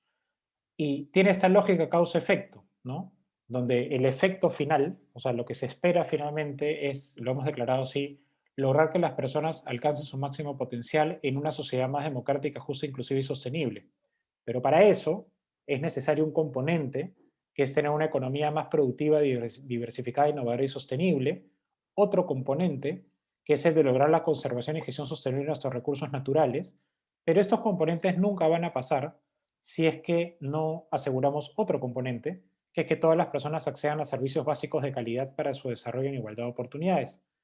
Y este componente no va a suceder si no logramos tener una forma diferente de hacer gestión pública, mucho más descentralizada, innovadora y que involucra activamente al sector privado, sociedad civil y ciudadanos en la generación de valor público. Y esto no va a pasar tampoco, o todo lo demás no va a pasar, si como sociedad peruana, como comunidad, no logramos un consenso sobre los valores y principios que deben regirnos como sociedad y los promovemos a través de las diversas comunidades en las que formamos parte, ¿no? O sea, mucha gente dice los valores, se promueven los valores. Hay que ponernos de acuerdo en cuáles son esos valores y principios que nos van a gobernar como sociedad. Y la verdad que no nos hemos puesto de acuerdo del todo, aunque más o menos existen por ahí. Y ese no ponernos de acuerdo en eso, que es lo fundamental, hace que al final tengas estas polarizaciones así extremas entre uno y otro porque no nos comprendemos, ¿no? En general. Entonces, esos objetivos estratégicos generales se desprenden en un conjunto de objetivos más específicos. El amarillo, por ejemplo, que es asegurar que todas las personas accedan a servicios básicos, es educación de calidad, nutrición en infantes y madres gestantes, acceso a salud de calidad, Pero miren acá cómo se entiende la lógica sistémica de que, como, no sé quién lo dijo, pero es como, no es como que yo, diversificación productiva, ¿no? Seguridad ciudadana, así como si fueran cosas independientes. Las cosas se conectan. Yo no puedo arreglar el tema de seguridad ciudadana de manera independiente y aislada. Y casi todos los planes de gobierno que yo he estado revisando, todos son como, hay problema aquí, hay que hacer esto, hay problema aquí, hay que hacer esto, hay problema aquí, hay que hacer esto. Eso es una arquitectura. Hay que entender la arquitectura que hay detrás, qué cosa hay que hacer para lograr esto y lo otro, y cómo esto se compone de lo otro. Y eso justamente es lo que falta. Entonces ahí justamente falta mucho de visión estratégica. Y digamos, esto no es que sea así debe ser, digo, es una apuesta, ¿no? Pero lo que sí te dice es que los componentes se tienen que como relacionar entre ellos. Diego. Sí, profesor, el mapa estratégico es como un EDT, pero al revés, porque parece que comienza desde abajo y va hasta arriba, ¿cierto? Lo puedes leer de dos maneras, lo puedes leer de arriba abajo o de abajo hacia arriba, pero normalmente es mejor leerlo de arriba abajo porque tú primero empiezas por los fines, ¿no? Por los propósitos, y después comienzas a decantar. Para lograr este propósito, este fin, necesito este otro objetivo, y para lograr este otro objetivo necesito este otro, ¿no? Entonces, cuando yo les he descrito el mapa estratégico general, se los he descrito de arriba hacia abajo. No he empezado por la base. Pero obviamente, para lograrlo de arriba, si no trabajo en la base, las cosas nunca van a cambiar, ¿no? O sea, un ejemplo muy claro, pues es que no voy a lograr ninguna economía productiva, diversificada, innovadora y sostenible si no tengo a la gente educada, si no tengo, o sea, acceso a educación de calidad, acceso a salud de calidad, un sistema de justicia que funcione y mínimamente que pueda salir a la calle y no me roben, ¿no? O sea, son cosas como esenciales. Si esas cosas esenciales no las podemos trabajar, garantizar, las cosas de arriba es imposible que se vayan a lograr, ¿no? Salgo aquí porque ya me fui solamente para darles un ejemplo, ¿no? De cómo es cómo el pensamiento sistémico generalmente ayuda a diseñar una estrategia que trabaje sobre la base de la estructura. Perdón que regreso aquí. No sé si hay algún comentario más con esta parte. Karen, a ver si me ayudas.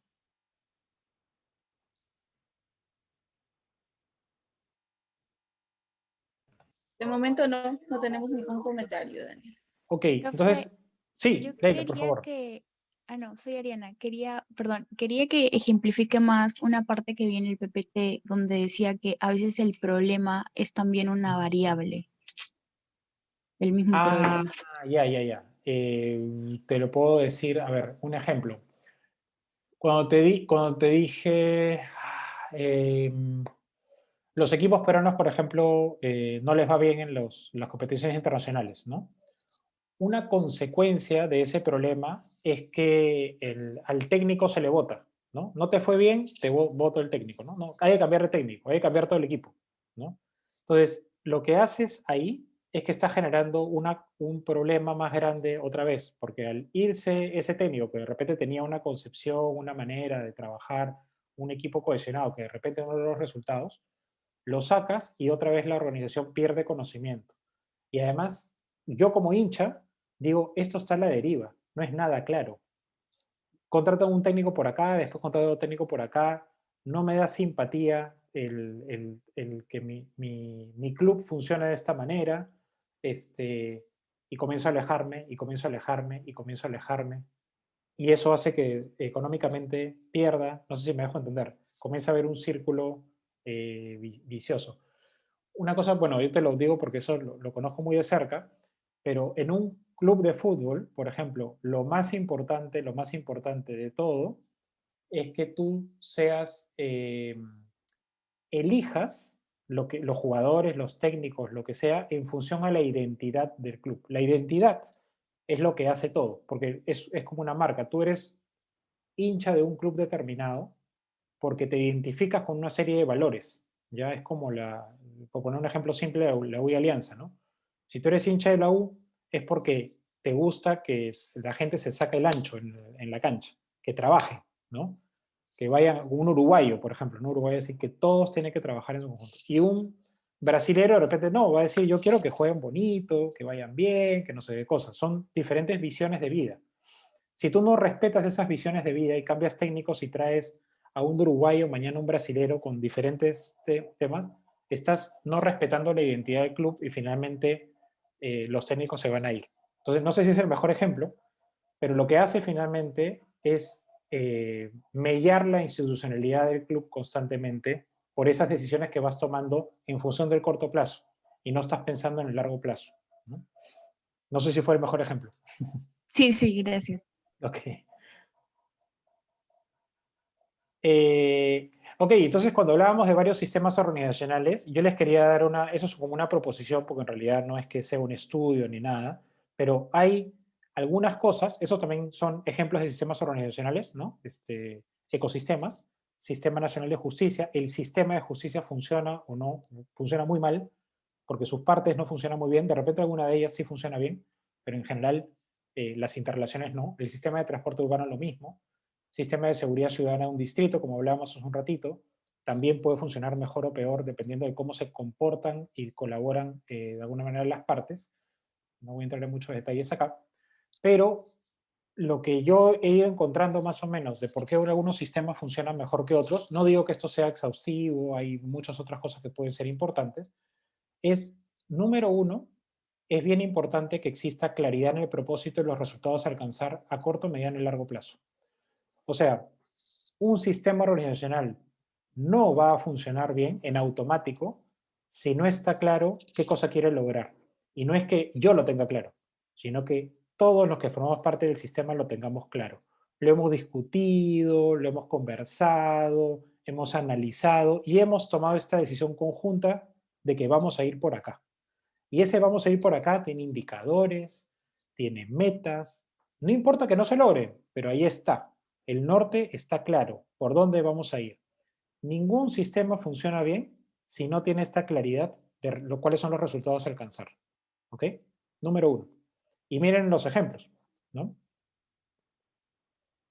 En los ejemplos que hay acá, el Barcelona tiene clarísimo cuáles son hacia dónde quiere ir. La dirección está claramente. En todas se respira más o menos la cultura que quiere generar el Barcelona en todo. En Apple igual. Esto que decían de la experiencia de usuario, la relación con los clientes, la innovación, está claramente en sus resultados.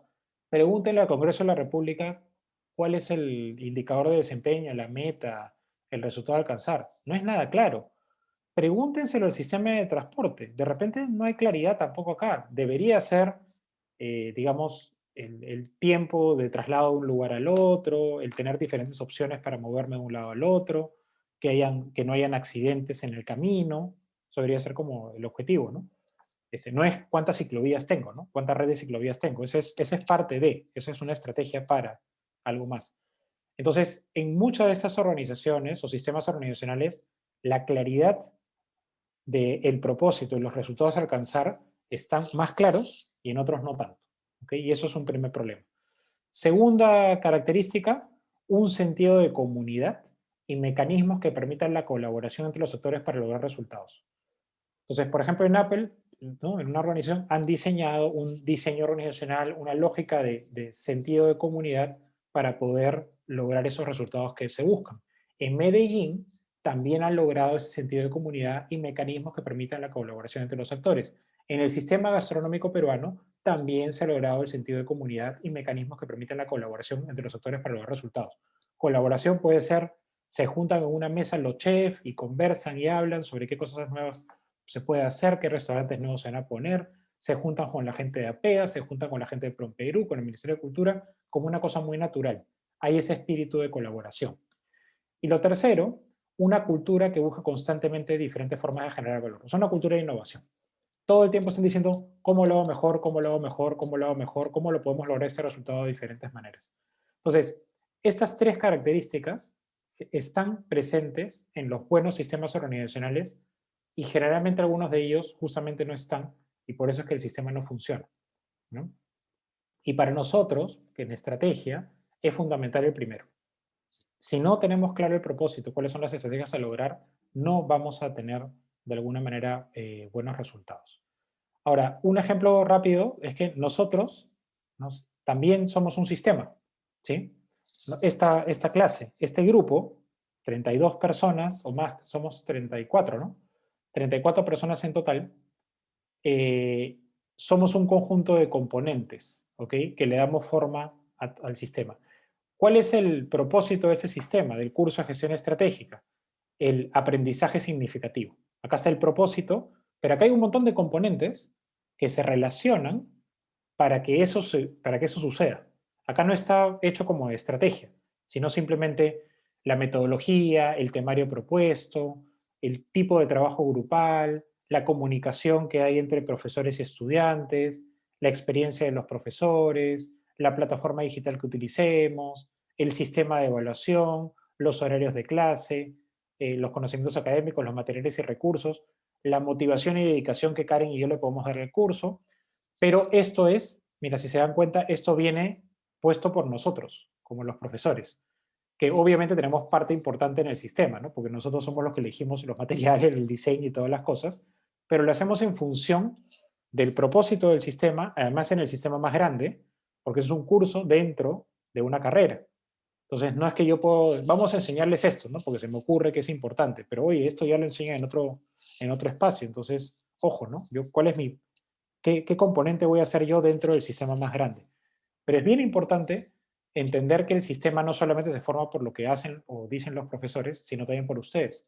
Su experiencia profesional, sus conocimientos académicos de otros cursos, su diversidad de pensamiento, hacen que el sistema funcione mejor o peor. Su motivación y dedicación, y yo le podría poner acá otro que me parece clave para que el sistema funcione, es su participación activa. La participación activa de ustedes hace que el sistema funcione mejor. Si hay más participación activa, va a funcionar mejor. Y eso va a hacer más posible el aprendizaje. Entonces, cuando hablamos de gestión, estamos hablando de diseñar las condiciones, las formas que promuevan la cultura o comportamientos deseados. Si buscamos aprendizaje significativo, tenemos que diseñar las condiciones, el horario, la plataforma digital, los materiales, el PPT que esté claro con lo que uno va a explicar, cuándo va a ser el espacio para escuchar a los estudiantes, los canales de atención, la comunicación que se puede tener. Todas estas cosas son las condiciones que uno diseña para que se den de alguna manera los resultados que se esperan.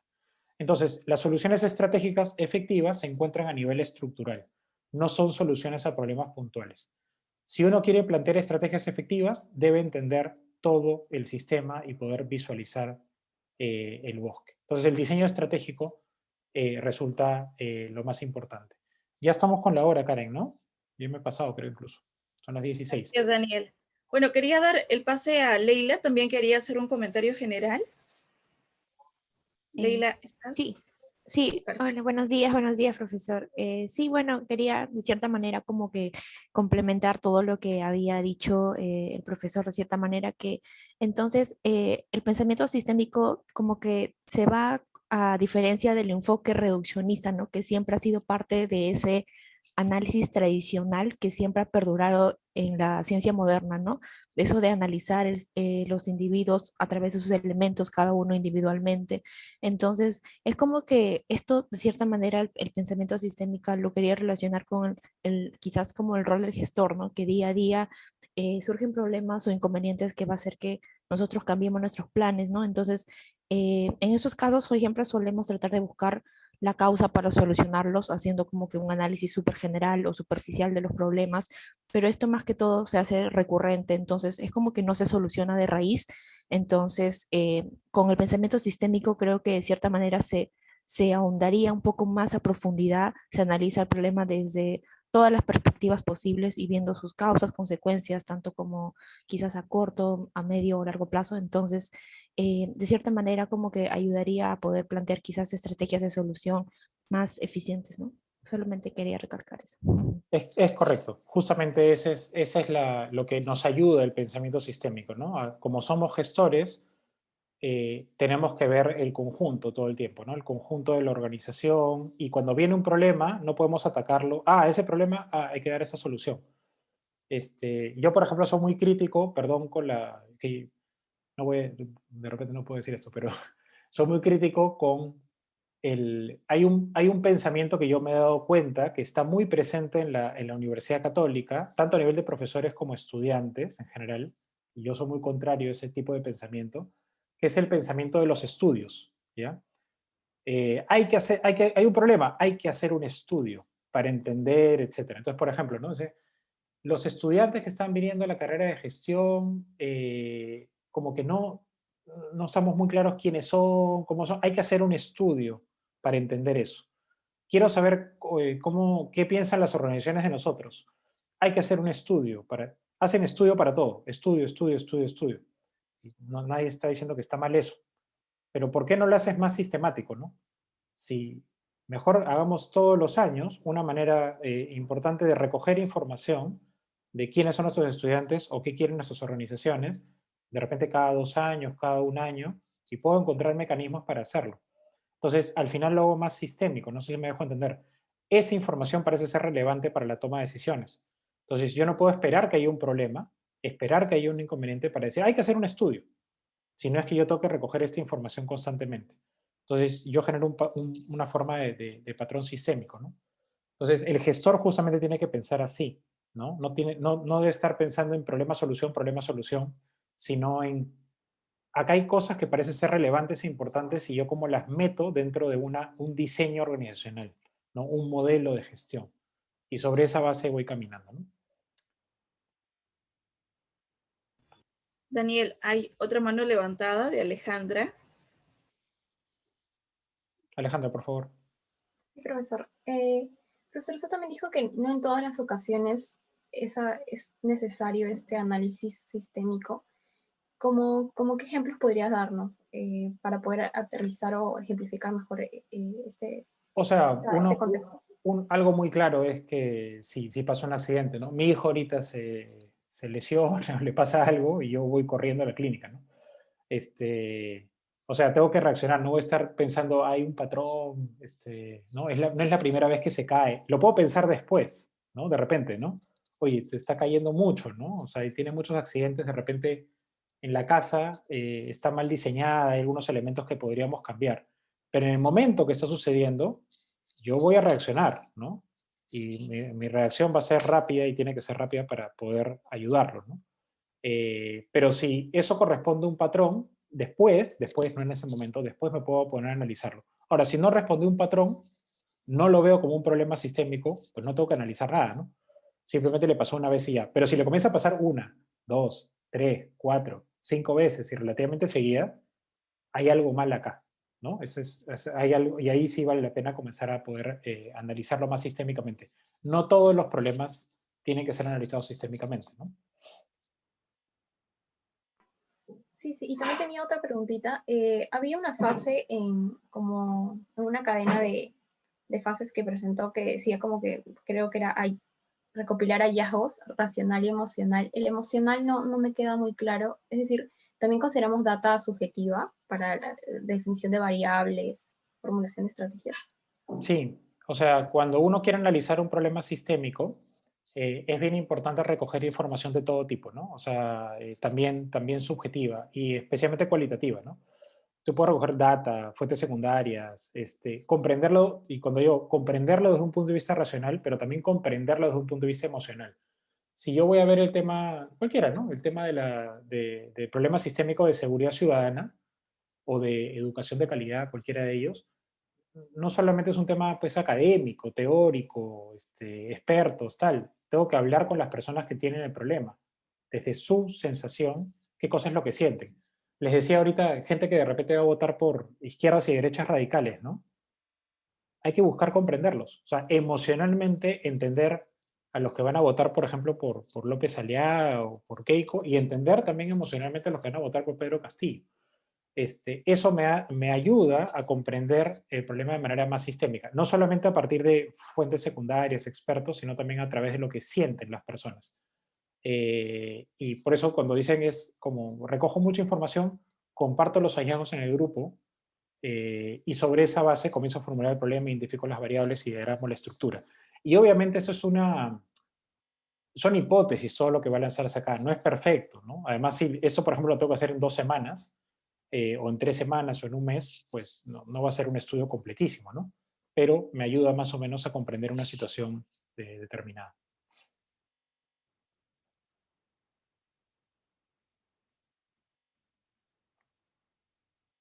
Ok, buenísimo. Les agradezco muchísimo por nuevamente su participación activa. Me encanta esta clase. Porque me encanta regresar a este curso, ¿verdad? Me encanta la gestión de pensamientos. Es que de verdad que es bien importante. Yo sé que a veces puede sonar como muy abstracto, muy ideal, pero es bien importante que tratemos de pensar así, ¿no? O sea, muchos de los problemas que tenemos en el mundo, en el Perú, en nuestras organizaciones, son problemas estructurales, son problemas sistémicos. Y si no los pensamos de esa manera, pues nadie lo va a hacer. Porque el sociólogo, por ejemplo, te lo puede entender, pero no te va a planear la estrategia. No sé si me dejo entender. El ingeniero te lo va a ver por partes. ¿Ya? Acá hay problema, voy a arreglar esto, ¿no? El gestor justamente es ese, el que trata de entender por partes, de manera holística, lo ve desde acá, desde este punto de vista, por acá, pero además actúa. Pero no actúa en el corto plazo, sino actúa estratégicamente, ¿no? Para encontrar dónde están esos puntos para hacer las palancas de cambio. Estas preguntas clave, quiero que las tengan en la cabeza, se queden de repente cuando vayan a leer ahora, si no han leído todavía las lecturas que vienen, cuando vayan preparando sus ensayos, les sirvan un poco y tal vez iniciemos la próxima clase tratando de más bien poner estas preguntas y que ustedes más bien, la clase no la inicie yo, sino más bien la inicien ustedes a partir de lo que hemos visto en esta, si les parece bien. 10 y 15. Ya. Sí. Ok, buenísimo. Voy a dejar de compartir pantalla y perdón que siempre me